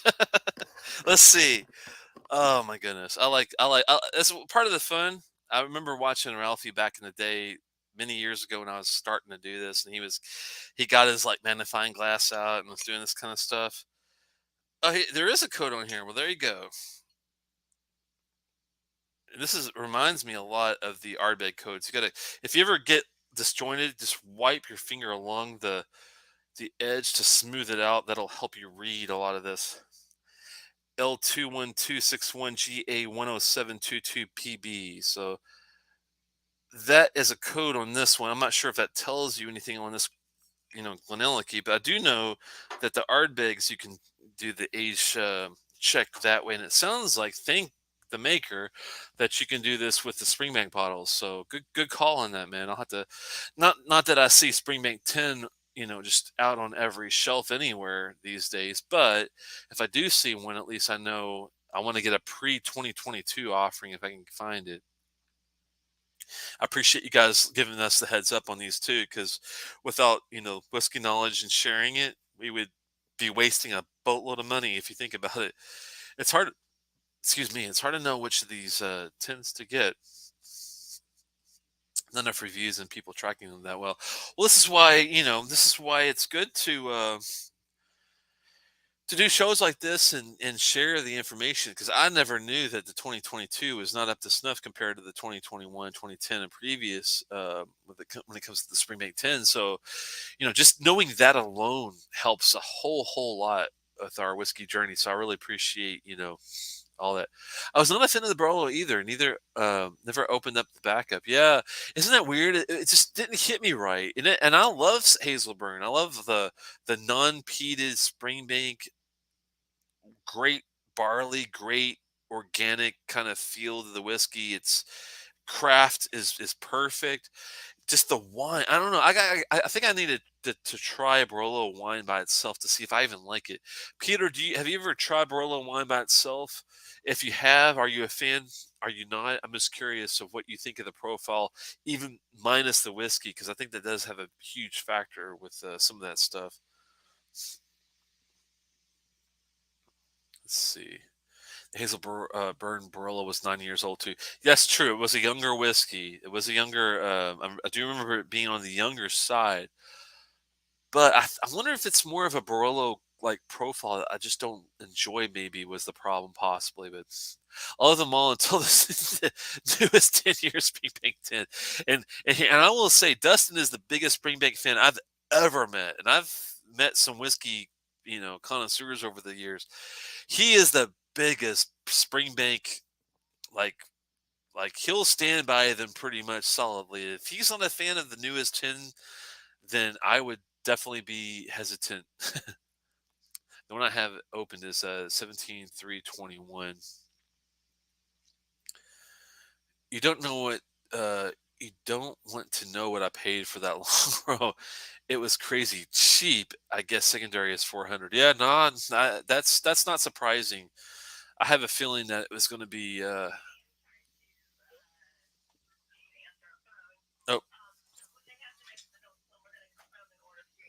hold on, my wife is calling. Hello, I'm here. I'm on doing a whiskey show. That's okay. You're live on the air. No, they can't hear you. I'm just saying hi. You seen it coming home now? Oh, okay. So you're not going to eat there? All right. I'll see you later. All right, have a good one. Love you. Bye bye. All right. Sorry about that, guys. My wife's at the pool with my daughter and a friend and all that. I was going to meet them up there later on, but they're not going to be staying for dinner. So just making sure. You don't. Yeah, I'm not surprised by that price, honestly. But it's good to know about the 2002 being not as up to snuff. That's sad. I think that was my first one, the one that still had a box, right? Mine is a 2021 too, just like November. Springbank is no longer an option in Canada unless you actually live in Alberta and your best friend owns the liquor store. That's sad. I feel really bad for the Canadians because this is it's almost as bad as the United States because unless you live in a state where you can get whiskey in, it's really much of a nightmare. And Maryland is one of the weirdest states because we have county laws. Like my county has different laws than Montgomery County, and Montgomery has different county laws than Howard County on whiskey. Thankfully, most states are like state wide, but Maryland is one. Is there any other state in the union that treats whiskey differently, like Maryland does, per on a county basis? I'm just curious if that exists out there. Let me know, guys, if you know. But yeah, Maryland is very county specific when it comes to what you can and cannot do. Anne Arundel is kind of that's where I live. It's kind of really up in the air. Sometimes I'm lucky and I can order stuff. Sometimes I'm not lucky and I can't order stuff. So it really depends on who it is, where it is, and it's nuts. There's no really great science, rhyme or reason to how to do some of this stuff. It's nuts. 17-8-21. So the August 21 release was the one that missed for me. Okay. August 2021. Final bullet Barolo. Yeah, pour whatever you feel like, man. You have to let me know what you think. I don't know. Don't know about the wine. I do not remember any cask influence on except it was young. I remember having a cask influence, but the type of wine it was very. Maybe it was the combination of the wine choice and the youth, but it definitely didn't sit right with me for some reason. I don't know why. Just check my stock and have Springbank 10 from early 2016. Wow. Close out at $45. What? $45 for a Springbank 10 from 2016? Uh, I'm going to censor myself on commenting on that. I have a black box, but the date is completely gone. Yeah, black boxes are the good ones. Those are the older ones there. I have a feeling. Yep. Roughly that area. that era, 15 to 17. I'm going to get a Hazelburn 12 from that 2015 area this weekend. So I bet you are, man. That sounds great. Don't pity the Albertons. Yeah, lots of states are like that. Telex. I didn't know that there was lots that were like county law superseding the state. Kentucky dry, wet, and moist counties. I thought they did away with all that dry county shit because I remember I'm from Louisville originally, born in Fairdale, believe it or not. My mom still lives there. My dad still lives there. My mom lives in Nolan River area in Evanston County. My dad lives in Breckenridge County, Rough River area. Uh, but we were in Louisville for a long time before they scattered about. But I know Breckenridge County used to be dry for a long time, and then around, I mean, 20 years ago, they were not dry anymore. But are they still doing that shit where they're like having dry versus not dry? Are they still? I thought the blue law stuff died, but maybe not. Moist County, yeah. I love a moist county, that's for sure. Okay, the Barolo up front is a wonderful sweet note. I really like it. The finish, however, is young and bites. I can't see you disliking the wine up front until it's based on today and your sweet loves. No, it was all in whatever I disliked, and it was the finish. It was definitely the finish. It was not the initial nose. It was not the initial taste. It wasn't even it was like you said, I think you nailed it. I think the finish was finished a bit young, and it really had a bit of a, what's the word? Not acrid, not acidic. Maybe acidic. I don't know. It definitely had something that was had a bite definitely to it that I wasn't really up for. But email me about that Hazelburn 12 is okay. Yeah, 140 and 150. Okay, I'll definitely. That doesn't sound unreasonable. Majority is not wet. Wow, I'm surprised that it's not wet still. Because I remember Breckenridge was the driest county because my dad lives in Breckenridge, right? And we would, uh, I remember going from Louisville down to the lake to visit him on the weekends. My parents divorced when I was really young. And I remember going down through Irvington, which is, I think, Meade County. So you go from Jefferson to Meade, you go through Hardin, and you eventually get to Breckenridge County. And you had to get your liquor at B&H Liquors, which was in Meade County, before you get to Breckenridge County for the longest time. And then thankfully, I think I want to say, I can't remember the year. It could have been like around 2000 for all I know. It was definitely a long while ago. But they did make it a not dry county, thank goodness. So you didn't have to go way far away to get any liquor. But I guess it's shifting and changing as we talk. Maybe that's the problem. But hopefully they can get it more settled and more stable. That would be definitely for the best for everybody, I think. The last spring bake tin I saw in Alberta actually was online for 66 Canadian. That's not bad at all, dude. That's a beautiful price. Stupidly grabbed the 15 for 115. Oh yeah, the 15. That's the one I've heard hit and misses on over the years for some reason. Like the 10 is always solid. The 12 cast strength is definitely always solid. The 15's hit and miss. The 18 I think was solid. I can't remember. I think it was the 15 that was the one that was kind of like, I never know what you're going to get. 66 Canadian, dude. Oh my God. What is that? That's 51 bucks for a Springbank 10, man. Damn. That's a great price. That's a phenomenal price. Not to get political, but states in the South who are trying to ban abortion are always also mostly full of counties banning alcohol. The same mentality hasn't changed on either. No, I hear you. I'm not going to get into the politics of all that stuff, but yeah, I know where you're coming from on the temperance laws is what I like to call them. I guess the temperance deal. Yeah, I mean that shit didn't work in 1930 or whatever it was. It's not going to work in 2030 either. So they got to get over themselves when it comes to the whole trying to bring back prohibition. That's just not gonna. It's not gonna happen. It's not gonna. I mean, even especially today with all the moonshining out there and all the ability to do things, I just don't see how they could really regulate it, even if they try. But I don't know. I had a meh 12 or 2, but we're still fun. But man, I'm surprised that you ever had one of those cast strength 12s, man, that was bad. But I've only had the ones that were, 2015, 16, 17 was like the last ones I've had, and those were spectacular. But it has been a while since I've had any of those cast strength 10 ones. What are you guys drinking? I know someone's got to be drinking something for God's sakes. Tell me what you're having, and hopefully you're at home if you are sipping something. I'm still going back to the GlenAllachie at this point, but I might circle back to the Edradour. It's really, really good.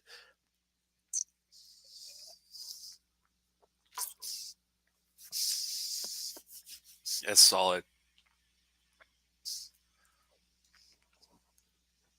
Yeah. I hear you there, man. People are never going to give up making them the same. That's the sad thing. I think you're right.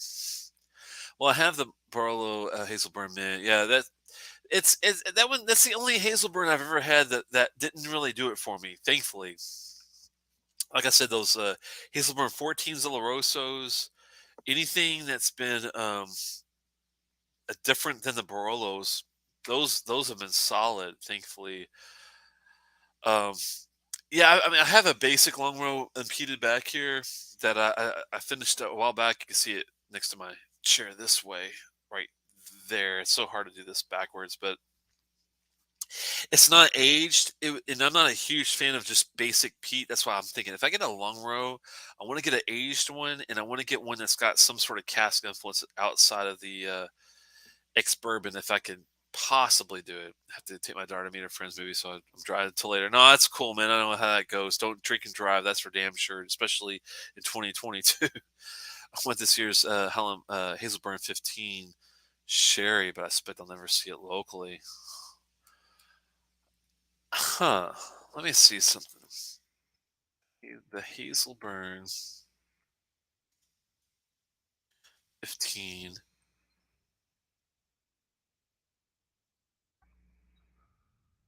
Ooh. Well, 550 is really high. A 13 for 200. Let's see. Does anyone have the 15-year-old cat single cask Hazelburn? Let's go worldwide and see if we see it anywhere. Wow. Used to have an average price of 552 US dollars, but nothing's coming up there. Interesting. Let's see what whiskey base is. Yeah, they like it at 87.95 out of 100 at 100 euros. That's can you? I mean, does anybody find it really for 100 euros? I don't think that exists, does it? 3 refill Marsala hogsheads and 1 refill. Sorry, I had it. Oh, 1 refill bourbon. Interesting. 3 refill Marsala and 1 refill bourbon. 2,088 bottles at least. So the L turn's fairly high. Huh. This one's from 2022 Campbelltown Malt exclusive festival deal. The whiskey was sold for 25 pounds at Campbelltown Malt's Festival 2022. That is crazy. Wow, man. That is crazy. 15-year-old Oloroso cask maturation 2022. Triple distilled. All the Hazelburns, I like that. Never mind. Nacho filtered, of course. Fresh Oloroso sherry, 2006 distillation, bottled in 2022. Huh. Yeah, if they're selling them that cheap that's the crazy thing. If they're selling them that cheap at the distillery or at whatever, the secondary market price is going to be absolutely insane, I would think. Oak Liquors was selling it for 160, but they do not have any more. 56.6% ABV. That's a good ABV too. Wow, man. 190 euros. 190 euros. Is that still for sale? I doubt it, but you never freaking know. 46% is a lot lower though, ABV wise. There's so many different. There's a Hazelburn 21, and there's a Hazelburn Sherrywood 2022 at 54.2. That's the one at 63. Oh, 63 pounds. That's probably closer to the one we're actually talking about here. But wow, there's so many different ones. There's a cognac cask, Hazelburn 15. 700. Okay, I found a place you can get it, Dustin, for 750 euros. It's a Hazelburn 15 seal and cask. The one you were talking about, it's one in stock, but it's 750 euros. I don't think you want to spend that kind of money on something like that. That's a bit crazy. Seeing pictures of the Hazelburn 21 bottles from people in the UK, very dark looking, interesting. Huh. See, yeah. Oops, sorry. I missed something here. Hold on. Where was I?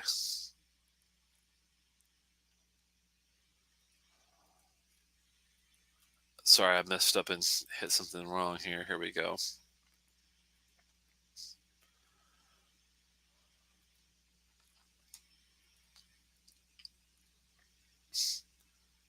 Not only whiskey based. Hey, Carl, good to see you, man. Good evening to you. You're probably in a different country, I take it. Oh, from Belgium. There you go. I can't speak Flemish or German or whatever else they speak in Belgium. It's like I know you can use Flemish. Oh, Dutch, of course, Dutch. I can't speak Dutch, Flemish, or German, but have a good day either one. Oh, I deleted. Oh shit! I didn't mean to do that. Let me fix that, Dustin. Sorry, man. I don't know how the hell did I do that. Let me. Oh, for God's sakes. That was stupid. I don't know how I did that. That was weird. I didn't mean to. I don't know. How do I get him back? Oh, what have I done? That's crazy. I didn't delete him. I somehow blocked him for 5 minutes. That's weird. I didn't even do that on purpose. Let me see if I mean I've had a few to drink, but I'm not that far gone for God's sakes. Okay, let's fix this. Let's invite Dustin on the show. What the hell? See if you can get one here. I'll fix this somehow. Here we go. This hopefully will override whatever I've done by mistake. We'll see. Maybe it won't work, but I sent him an invite just to see if I can. Don't you guys do Flemish too? I know you guys do Flemish because I have a friend, not a friend, but we'll say an acquaintance that's in Belgium that speaks Flemish. That's why I said it that way. Dutch, French, and German. Many countries, 3 official. Yeah, I'm surprised Flemish is not an official one too. That's weird. But I know it's like a very specific geographic area that they speak that only. But either way, I'm sorry about that, Dustin. If you can hear me, I don't know how I blocked you. I didn't even click on anything that that gave me a warning or anything. That's weird. Hopefully he'll show up in the chat here. I don't know how do I unblock? Does anybody know how to unblock somebody in when it comes to I don't have any banned guests. When it comes to blocking somebody, is there any way to unblock that in StreamYard? There's got to be some way. Sorry about that, Dustin, man. That's crazy. Huh. That's weird. I can't find a setting to unblock him, which is really bad. How the hell did I do that? I invited him, so you think that would have overrode it, but maybe it doesn't.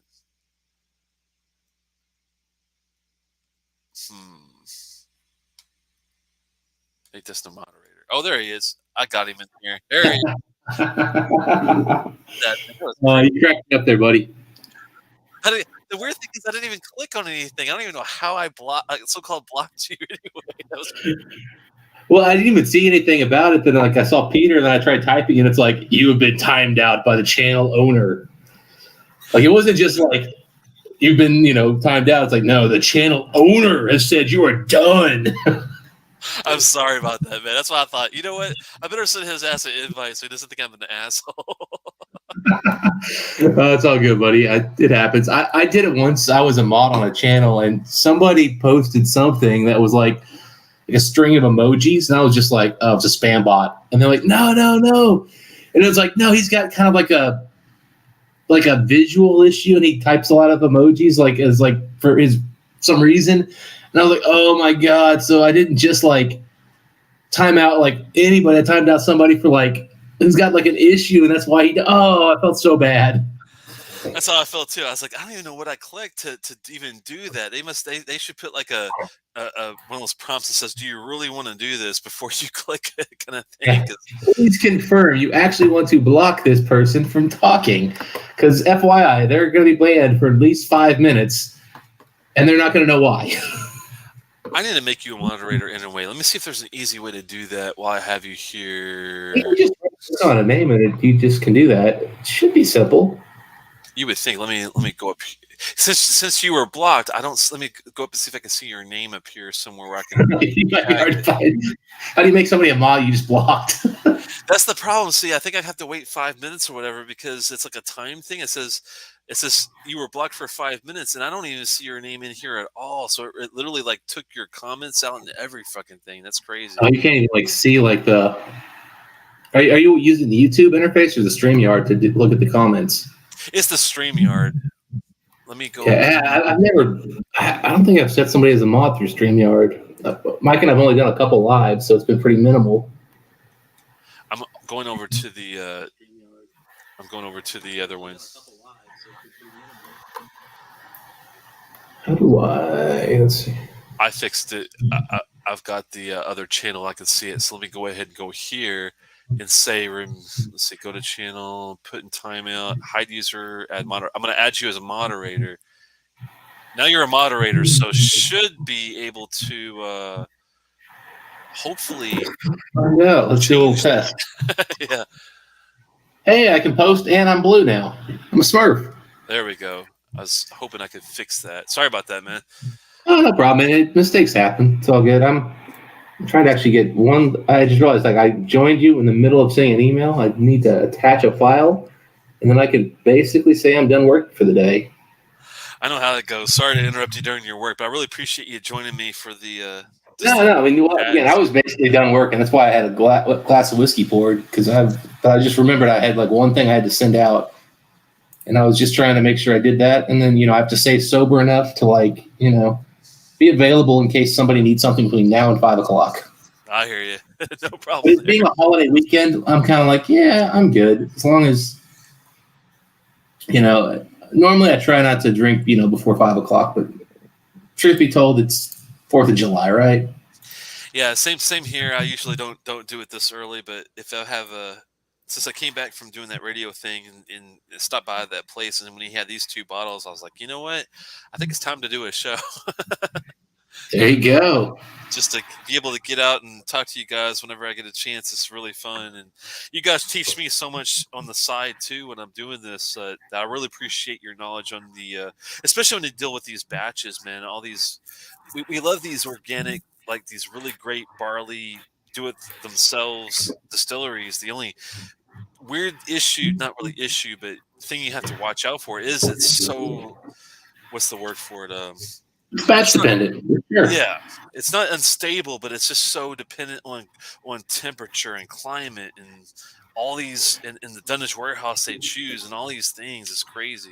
Well, when you do small batches, you're letting yourself open up variants from the cask you're choosing. I mean, that's just reality. I mean, and that is what it is. And, I crap on some of Edradour stuff, but I've only had so many Edradours.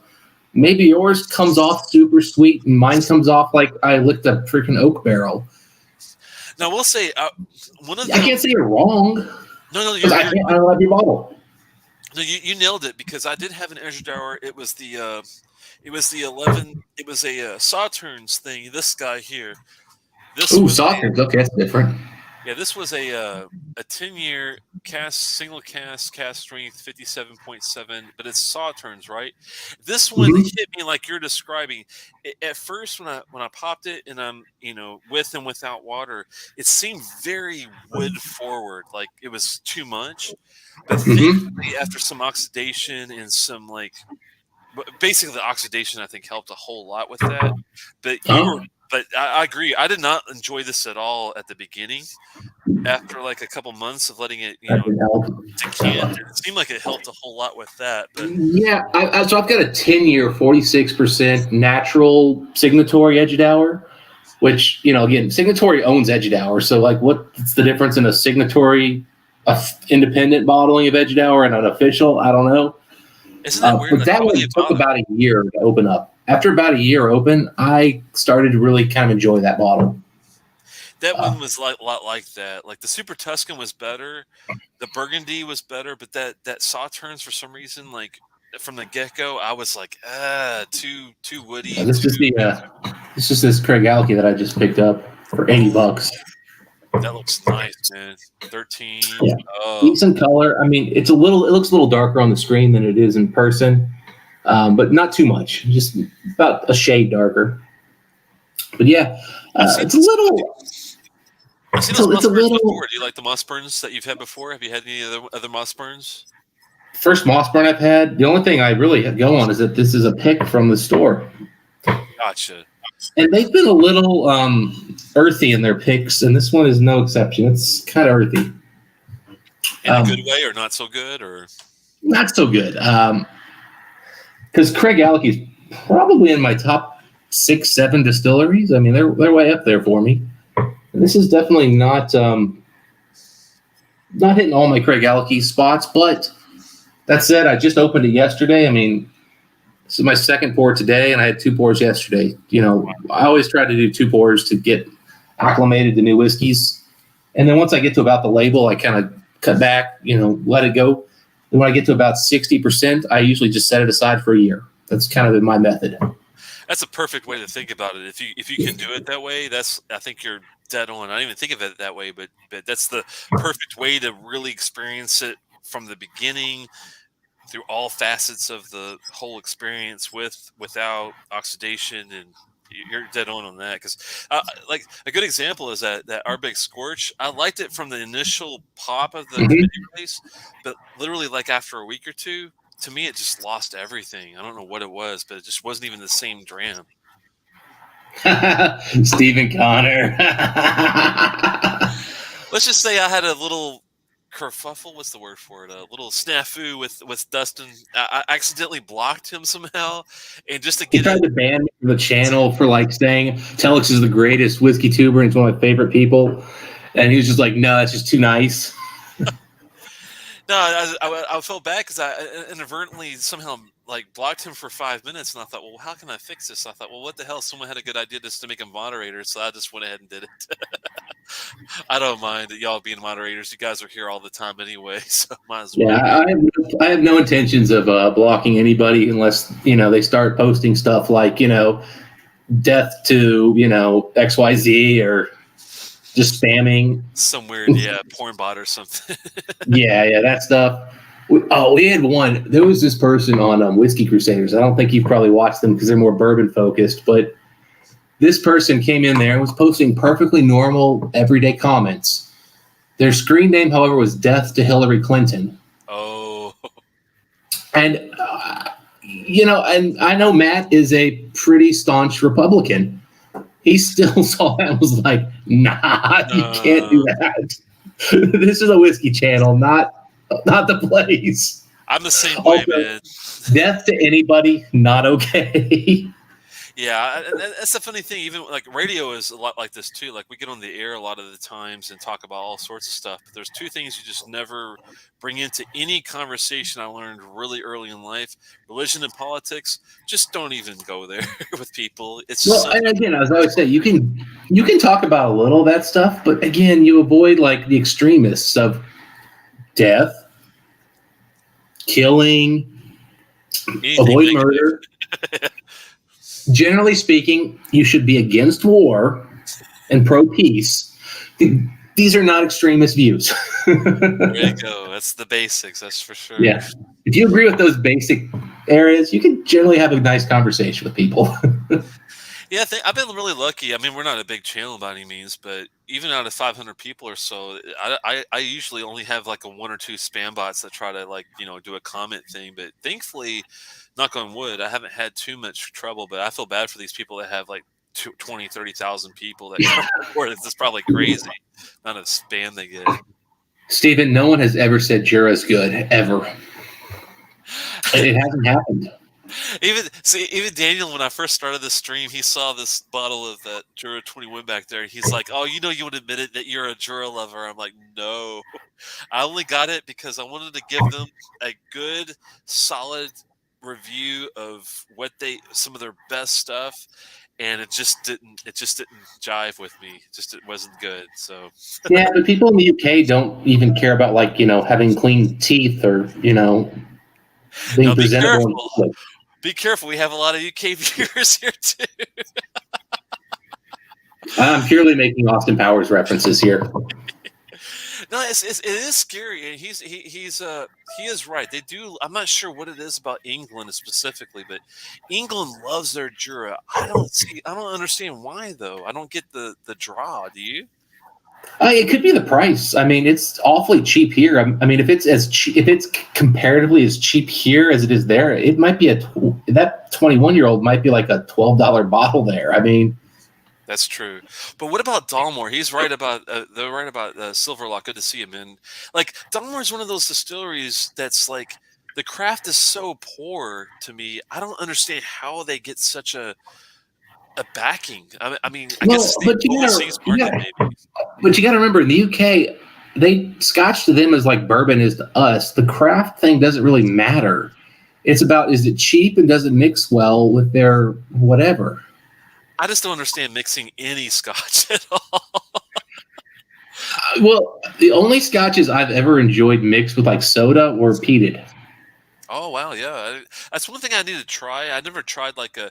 And would you like to mix with a peated Scotch if you do mix anything with it? Well, so I've been at a few bars where how do I put this mildly? It was not on my tab, right? So I'd be like, yeah, you only get an Ardbeg 10 and Coke, and it's pretty good. Johnny Walker Black and a Coke is not bad because you get that little smokiness. That's good. I want to try that. So, I mean, if you're looking to just, again, I wouldn't do it with my money, but with somebody else's money, I've done that a few times. Now, admittedly, I will put, honestly, anything peated, I'll put in almost anything because peat makes everything better. I'll agree with him there. I mean, honestly, if it's under $100 a bottle and it's not something I can't replace easily, I can replace easily, I'll try a little splash to mix it in. I know they're cheaper and stuff, and that's the reason they're cheap and available at any supermarket. But for the same money, if you get like a GlenAllachie 13, why in the world would you get a Jura of anything, even a 10 or 12? Well, but you can't mix GlenAllachie with a lot of stuff. GlenAllachie is funky, weird. No. I mean, I'm just like if you're an English guy looking for just a basic neat dram, I'm surprised. But to be honest, most people drink whiskey mixed with something else. I just don't. It just blows my mind. I don't know why. I mean, again, think about how many people like Jack Daniel's is one of the best-selling whiskeys in the world. Jack Daniel's markets themselves for being how good they are with Coke. True. And truth be told, Jack Daniel's Old No. 7 and Coke with a lot of ice. It's not a terrible thing to drink. Yeah. I don't do it, but I've had it. It's not so terrible. It's just some of these single malts are so good by themselves. It's almost sacrilegious to even touch anything. I even feel bad putting water in some of these guys. Yeah, well, I mean, I remember back when I was in college, ancient age 10-year-old was about between when I was 19, it was like $6 a bottle. When I was 22 and they were discontinuing, it was $15. Well, if I go back and get a pour of that today, oh my God, it'd be one of the better bourbons I have in my collection. It was epic bourbon. But back then, why not just pour it into a Coke? It was $15, $6. It was so cheap. It's like pouring one of those Colonel E.H. Taylor bottled in bonds, man, and Coke. I would like cry if someone But again, but if that E.H. Taylor was $5, why would you care? because the taste. I mean, you know me, I'm not a big bourbon fan, but that E.H. Taylor bottled and bond, that grain version. Oh my God, I think it was a grain version. Whatever it was, dude, it was one of the best whiskeys I've ever had. Oh, you're Even talking about one of the special releases. That's a different story. But the thing is, I mean, if you get something that's also, again, you're young, you don't really know what you're tasting. Like, you don't get it. yeah, Like, I had a friend of mine. He got his mom a Pappy 23 back in the day when they were easy to get, but they were $300, which back then was crazy. He and his brother split a bottle for her birthday. She got it. She had it neat. Said, "Oh, that's really nice."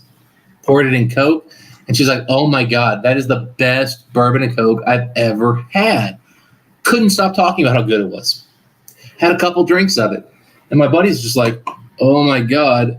She poured a Coke, and I'm like, but at the same time, I'm like, dude, it's the best pour of bourbon and Coke she's ever had. She appreciates bourbon and Coke. yeah.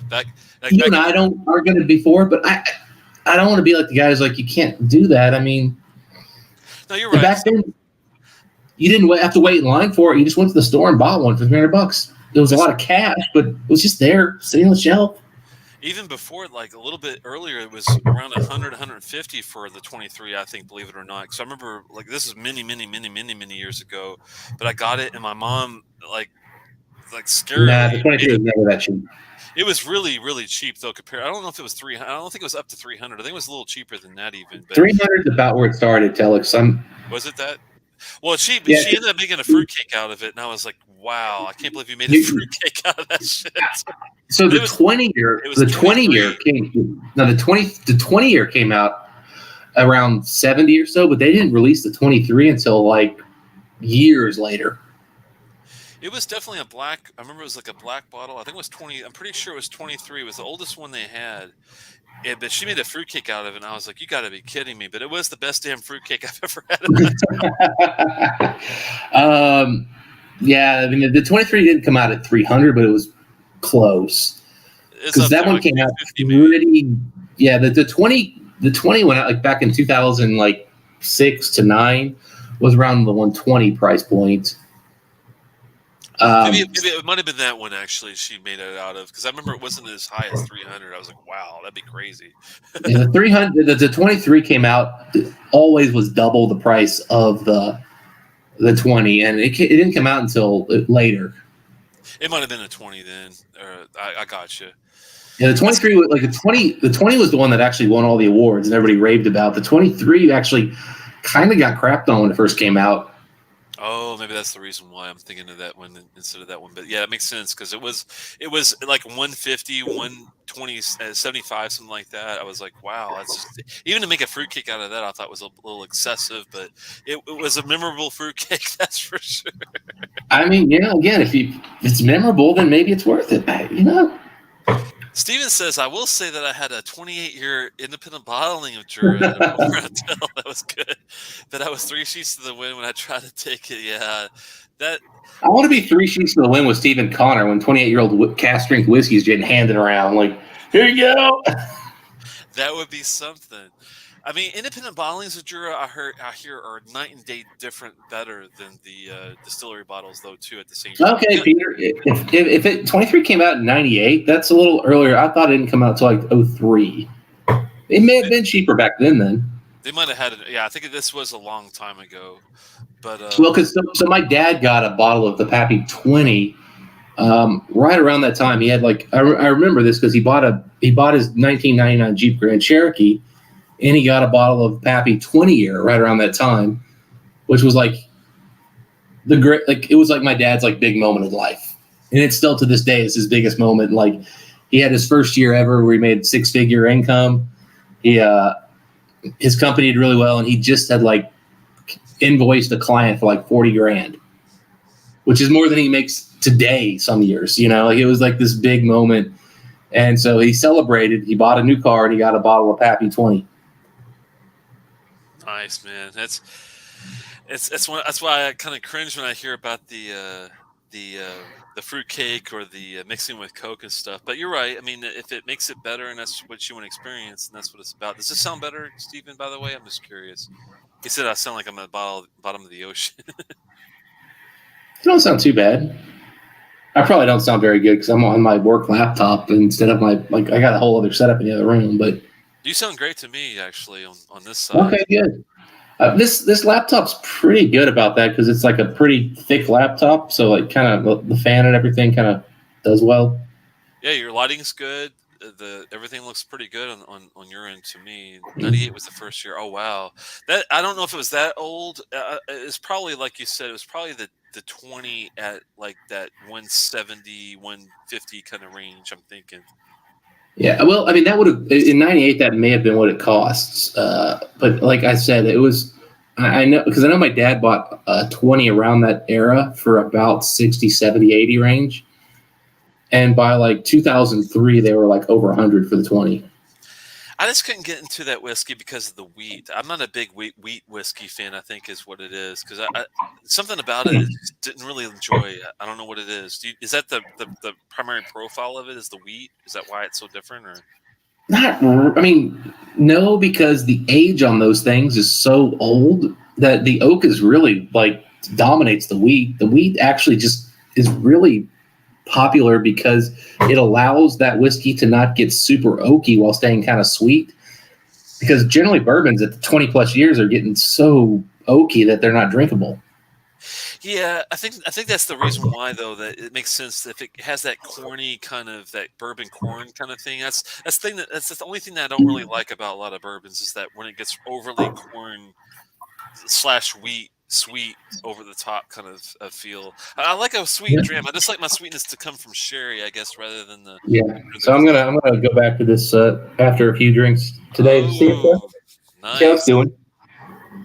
I had to bring it out earlier to bring out the date for other people's questions, so I'm gonna do that here real quick and see because what always makes the Springbank 10 so good is there is this nice peaty smoke on the finish that goes so. It's so unique among a sherried, heavily ex-bourbon, softer, fruitier malt that's not a like heavily peated whiskey. Exactly. It's like the perfect balance because it's not like a long roll it's in your face peat. It's not too subtle like a Hazelburn. It's right in the middle of the road. It's got the bourbon. It's got the sherry. It's got a little bit of everything going on.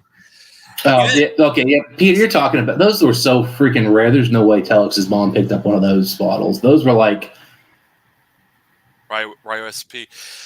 I had to. Yeah, she did go back and forth with these guys before they were big, like writing emails and shit. So I wouldn't put it past her to be doing this in the '90s, but I'm gonna go toward the 20 year, like you were saying, 150. I don't see spending $300 and doing a fruit cake out of that. well, I mean, those early, yeah. So Peter White's right. Like, there was like some Happy 23. It was his rye recipe from like non-disclosed. We don't even know where the hell it came from exactly. I think some people have kind of figured it out, but yeah, there was like some really special. But those were small releases. I'll ask her though, because she was talking with these guys via email back with the guy, actually main guy distillery before the fire and all that craziness that happened. So you never know. I'll have to ask her which version she had of that. But I'm kind of intrigued now because I want to know if she was doing rye or if she was doing wheat or what she was doing back in the day with that. Oh yeah. Having had some other stuff, the Springbank 10, that peat just blasts through right now, man. That's smoke. Is that a 2020? This is the one that I think is probably the least impressive I've had. But man, after like a couple pours that weren't like epic, that smoke note really, really hits a spot. But the problem with this one is it's got those like thin, two-tired bourbon casks, but it doesn't add the explosive oomph of like citrus that the Hazelburn does, which I guess I don't have it by me. It's probably in the other room. And it just kind of leaves this one a little flat. Like all the flavors are here. It's all the right flavors. It's how they're put together. You watch the Scotch Test Dummies, right, Telex? So you know how Bart always talks about the transitions. So where this one comes up flat for me is that, and what makes Springbank so impressive is that the good Springbank like tens have a really nice like upfront sweetness, mid palate, like citrus, like interesting spirity thing. And then the finish has got brings in all this smoke, and you're like, oh my goodness! It's like those are three distinct whiskey notes. Yeah, it's coming together at the end. Yep. Yeah, and then this one kind of the middle just is flat as hell. It just kind of misses. And this is the August 2021 version, right? Yeah, yeah, yeah. That's surprising. That I guess you're right. That's the tough thing with it when it comes to Springbank, even Macallan. Some of these guys they run across these. They find something great and they tap it, tap it, tap it, and eventually you're gonna, unless you have the resources, it's gonna run out. So hopefully, do you think they'll be easy to find a way to get it back to the quality that you? Yeah, no, Springbank's always trying to do something different with each batch, and so every batch is not going to be for everybody. And there's going to be somebody who finds this batch to be kind of in their wheelhouse. I think if you're a Springbank fan like myself, you're going to find this one a little off. Mike, who's much more lower on his Springbank love, he doesn't like the tired cask notes and the thinness that comes with this one. And this one does come a little thin. Again, Springbank 10's never been a thick whiskey. For 46%, it's always been on the thinner side, but this one is even thinner than some others. Oh, wow. But somebody's going to have this one, and they're going to enjoy the fact that it's a little kind of chocolatey up front, and it's a little smoky on the finish, and they're going to be happy. It just, Springbank's always exploring. And so when I don't like it, that doesn't mean it's bad necessarily. I still think this is a quality whiskey. I think I gave it an 86 or 87. But Yeah, for the us to really give good, it, for any time we give an 85 to any whiskey, it's pretty solid. Or, yeah, and but the thing is, there's been Springbank 10s I'd give 89s to, exactly. which I've openly said I'd pay $300 for an 89. Wow. Like to me, 89s are $300 whiskeys. There have been Springbank 10s that good. Now I wouldn't pay $300 because I know it's 10-year-old whiskey, but the quality, the flavor, the experience compares to a $300 whiskey. It dictates it almost. Yeah, I hear you. Yeah, so like if that was actually the price and I had it and I really just wanted that bottle because it hit my profile, I might spend $250. Now, mind you, I've been lucky. I've never had to go chase a Springbank 10 for that kind of money, and I don't hope to ever do. It's getting to that point nowadays. It feels like it's so rare. It seems like, doesn't it? Yeah, I mean, well, a store by me just got in the new Springbank 15 and asked $190 for them. Wow. That's crazy, man. I thankfully I know the distributor, and I talked to him and I was like, hey man, who else got Springbank 15? He goes, one other store got it. He told me who it was, and I went there and I found some, and so I bought one for myself, one for Mike, and one for Keith. What was it running there? It was $150. That's a lot better than 180 at least. $190. Sorry, even been worse. Yeah, that's crazy. $40 a bottle, man. And when we usually buy 3 or 4 bottles when we go out. So if you add 20, 30 bottles for dollars for each bottle that you save, you can save a good $100 on if you do your homework. Yeah, actually, I'll just cut my cam, but I'll show you this. This is pretty cool. So I'll be right back. Sure, no problem, man. You can share your screen, I think, in certain deals here. I think I haven't tried to have someone else share something, but hopefully he can do something there when he comes back there. Anyway, but let me go ahead and pull this in. I'll pull him back in when he comes back. But are you back already? 1 second, Telex. Oh, okay. Sorry. Yeah, I'm going to pour a little bit more of this Edradour, come back to this, because this was my favorite, I have to say, only because I have a sweet tooth when it comes to whiskey. And I was going to ask him if you can hear me, let me pull you back in here. Yeah, you're still in earshot from me. I can fix that. There we go. Do you, what's Mike's, oh, go ahead. Oh, wow, that's definitely different. Wow. That one to the right is a lot darker. It looks like. Yeah, This is so much darker. isn't that So weird? this is the newest batch, and this is like an older batch. Huh. So, like Springbank, even though these are both 100% sherry, wow, did they get dark on this one? Let me put you in solo here. Go ahead. Yeah, I mean, Wow, again, this is definitely going to be like refill casks heavily. This has got to have mostly first fill. it's I night and mean, day difference. That's crazy. The difference with that. Yeah. I can see it from here. How different that is. It's nuts. Man. Yeah, I mean, it's crazy what they've. Yeah, and now, I mean, is it better? I don't know if it's better necessarily, but it's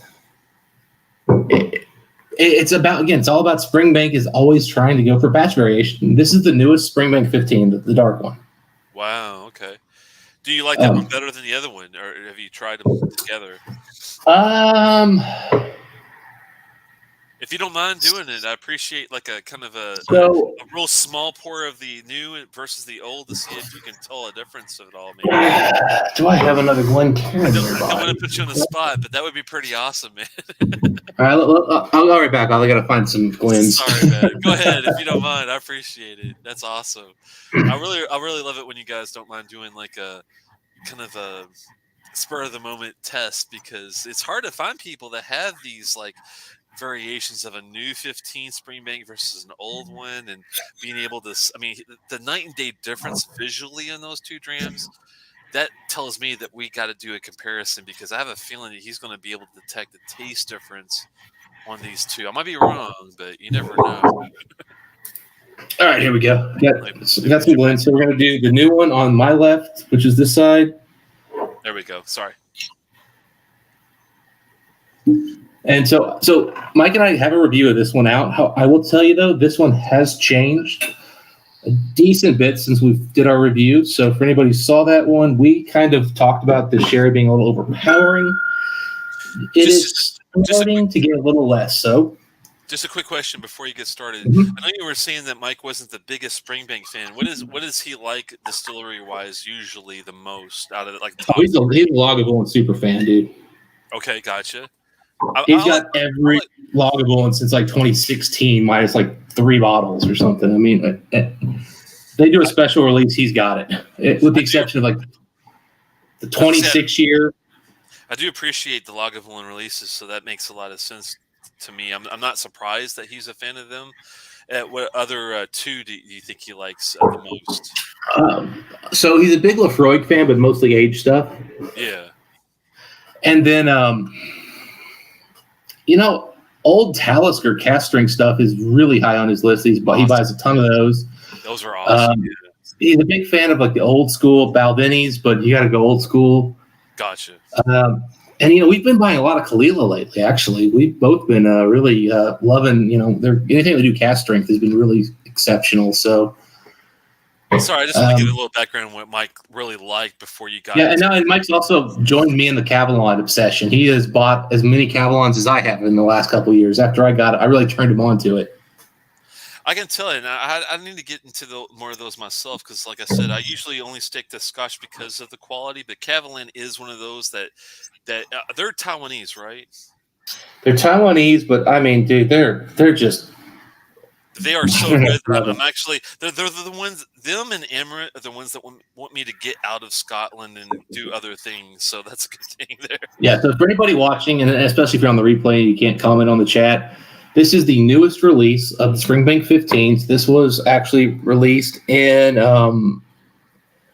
this is October of 2021. Look how dark that is comparatively. Yeah, this is the old black box Springbank 15. So this is like a 2016 or so. The date has completely rubbed off this thing. In fact, I think this bottle actually was leaking when I bought it. So, wow. Old. This is old. I did like these old black boxes better than the green boxes in general. So just full disclosure, my opinion is that these have been better than the green boxes. This, however, is a different animal than they've been. So just give it a try. Yeah, I'm surprised, but not surprised. So I think was it the 15 or the 18 that was hit or miss a few years ago? Was it the 18 or 15 that you kind of had to be careful about? Do you remember? Well, so the 15s have always been fully sherry matured, but they change from, first fill, second fill, third fill, 12th fill, whatever they're doing. Yeah. The 18s have always been bourbon and sherry for the most part. They've thrown in a little bit of rum, a little of this, that, and the other, but the 18s can be like the 10-year-old, just slightly better. Yeah. Or they can be like really special whiskeys. The 15s are always just they've always been the least favorite of most people I know in the Springbank community. Gotcha. Well, not just hit or miss, but like in general, 15 has always been thought of as like the least impressive of Springbank. Gotcha. The core. Okay. Gotcha. So the 18's always been one that people kind of feel like is overpriced because it's basically a amped up 10, whereas the 15 a lot of people just don't like. Right. So anyway, but this old school bottling, I generally have liked these. I just thought they were a little pricey for what they were, blah, blah, blah. But I've liked these. I didn't like the recent Springbank 15s. This is the absolute newest. So let's see. This is just straight up grapes, dude. It's like oaked grapes. I couldn't even tell you on the nose this is Springbank that easily. Like there is a little bit of sugar cookie notes, but I mean, it doesn't have that profile that you're looking for usually, it sounds like. It's so sherry, Dimetap grape, and then like nice oak with a little bit of caramel going on.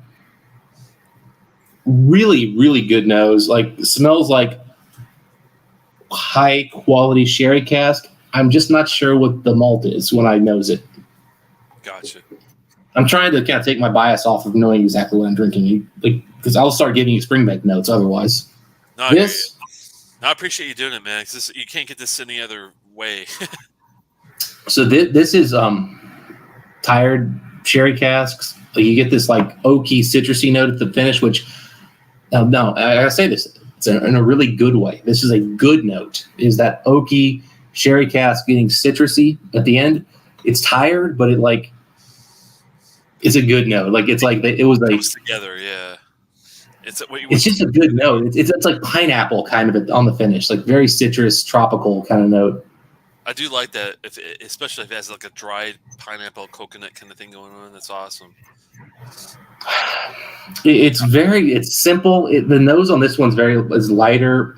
It's very pleasant. It's enjoyable. There's nothing too weird. Now, if you're not acclimated to Springbank and the funk, this is going to come off kind of funky because obviously there's Springbank and this one too. Going to be a little funky. I mean, they're both, but this one's way more like Dunnage Warehouse oak, whereas this is more like citrusy funky oak. Is the citrusy funky the old one or the new one? Old one's citrusy funky. The old one is Dunnage Warehouse funk. Everything about the new one is dark. The old one is light. The Dunnage Warehouse is the new one, though, right?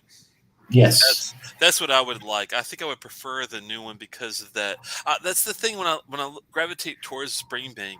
I like the fact. I mean, it's not sulfuric, but it has this kind of like undertone earthiness that you want from an organic deal. It feels right to me when I have one of those Springbanks that are like that. What about you? We got my favorite sherry lover / whiskey hater of anything over $100, Welsh Toro in the building. So Welsh buddy, I've got the newest Springbank 15 Mike and I just reviewed, which I think has improved a bit since we reviewed it. And then Telex was really wanting me to compare it to one of these old school black 15s, which as you can see is much more like, much more of a refill color comparatively. So look at the color. Show those two up together, man. It's night. Yeah, really see like that's so. See through that versus that is so much darker. It's crazy. Yeah.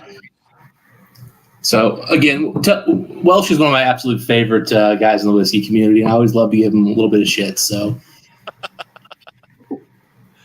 No, yeah. And he knows I love doing it. So. We're gonna be doing this till 6 o'clock probably when my wife comes back to have some food, basically. Nice. All right, so I'm gonna go into the old one first, Telex, just because it's a little lighter. Taste it.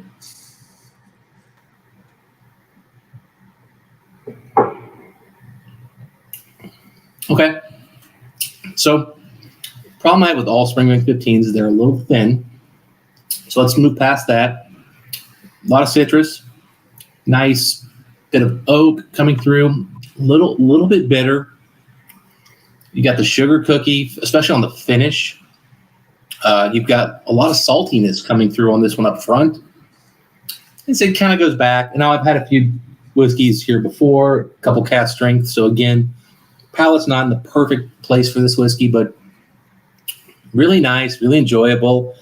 Citrus, good sherry notes. Not a lot of chocolate as sherry goes. Let me give it one more little taste here before I call that note.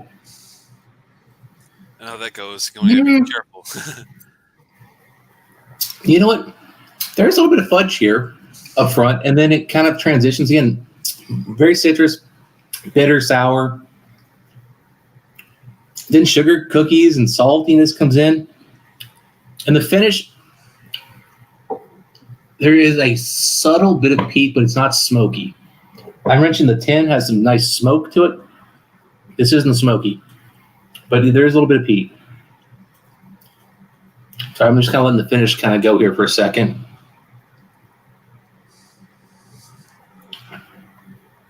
Yeah. This is really good. I mean, I have 2 bottles of this, and I actually bought 2 bottles side by side. One of them had a fill level down to here.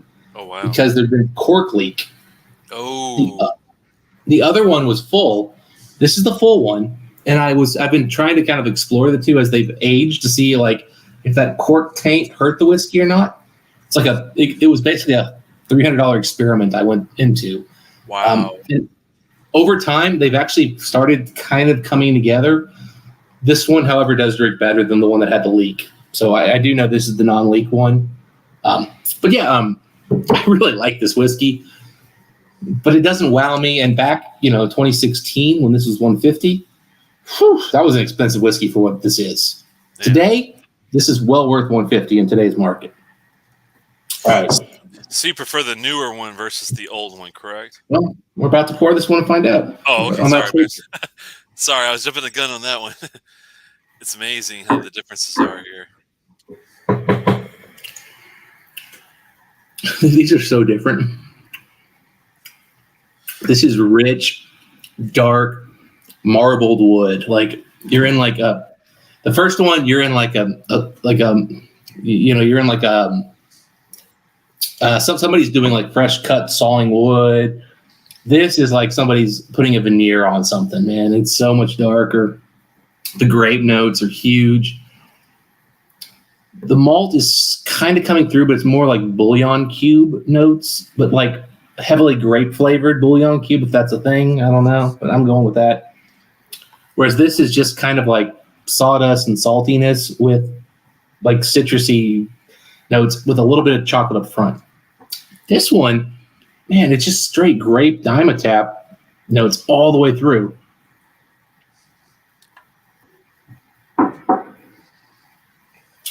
But it's starting to show, and it didn't do it early on, it's starting to show the Springbank character coming through a little bit. Damn. I mean, they're just so different. Like it's hard to think to myself, I'm drinking the same, distillate, same whiskey, same brand, even though there are some connectors. Like there is that Springbank. Honestly, you know what it is, Telex? It's Springbank sherry. These both drink like they have Springbank sherry in them. Kind of like how I complain about Edradour / Signatory sherry being something I don't like.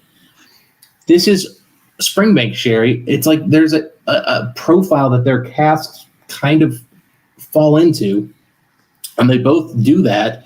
It's just this one does it in this dark, grapey, like bubbly thing, whereas this one has a little bit of fudge up front and then citrus on the back end, almost like you ever have those like chocolate orange like things? Oh yeah. Imagine if it was fudgy up front more, and then the chocolate orange was a little more like lemony on the end, but not fully lemon. So you're enjoying both. It's just different profiles. It sounds like it really. Yeah. Again, I think these are both good. I didn't like kind of the middle between these two, some of the ones in the middle, some of those started giving me like I remember one I literally referenced to having like it tasted like the smell of like a baby diaper like that my dog chewed up. And it was just like don't get me wrong, like it was like barbecue sauce, chocolate, and sherry notes, but like there was this thing that just kept reminding me of like when I was a kid and like my dog had chewed up some diaper, and I'm just like, ugh. Oh, man. I had to cut this short. My wife is actually here at the door, as you can see right here. The thing. That, Let me go ahead and turn it off here. But I really appreciate you guys coming by, and I appreciate you doing the Springbank 15 comparison there, because I'm yeah, really eager to see the differences between the old and the new, and it goes to show that there's different aspects. It just depends on what you really want in the dram, is what it sounds like. But the clarity on that old one versus the new one looks a lot better to me. Did you prefer the new one, you think, or?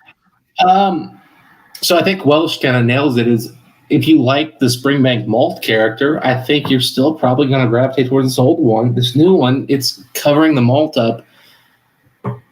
If you like sherry, this one's better. This is better sherry flavors. This is better expression of Springbank. Both kind of cover up the Springbank more than I would prefer. Like I still think this 10 here, which I don't think is a great 10, is at the same level as these two, and it costs less. And this is one I think is disappointing. So, Oh man, these are definitely not bottles I didn't buy backup. I didn't buy a backup of this for myself. I bought extras for friends. I didn't buy another one for myself, and I had the opportunity. So that kind of tells you where I'm at. Is I like this. I like this other one. the new one is the one you passed on for yourself, right? Well, again, I bought one for me, but I bought two more for friends, and I didn't keep it. This one I did buy two, but it was because I wanted to explore that whole one that had lost some whiskey in it and the one that didn't. Gotcha. Now, mind you, I think I've been through a couple black box. I mean, I buy these, but I've probably had 4, 5 Springbank 15s. I've probably had 20 Springbank 10s. Wow. Yeah. Like, if anybody ever asked me what my daily drinker used to be, Springbank back 10 when all these the were way. between $70 and $80, man, this was like the whiskey I just drank. Like, okay, I got Springbank 10. Some were better than others, but it always was just so good. For $70, $80, man, that's my perfect wheelhouse for something I'll drink every day. I hear you there. I appreciate everybody coming by. I'm sorry to cut it short, but I better go because I think it was time for dinner or something here. Thanks so much for coming by, Dustin. I'm sorry to cut it short, but I'll get you back, on here when I do. I'll give you an email and let you know what's going on. Yeah, buddy. Good talking to you, and cheers to everybody, and thanks for entertaining us on a Friday afternoon. Anytime, if I can do it, man, I appreciate it very much that you guys coming on and watch me and everything too. So 7-3 for now. That's W3AAX signing off. Have a good one. I'll see you for now, man. Happy drinking. Happy drinking.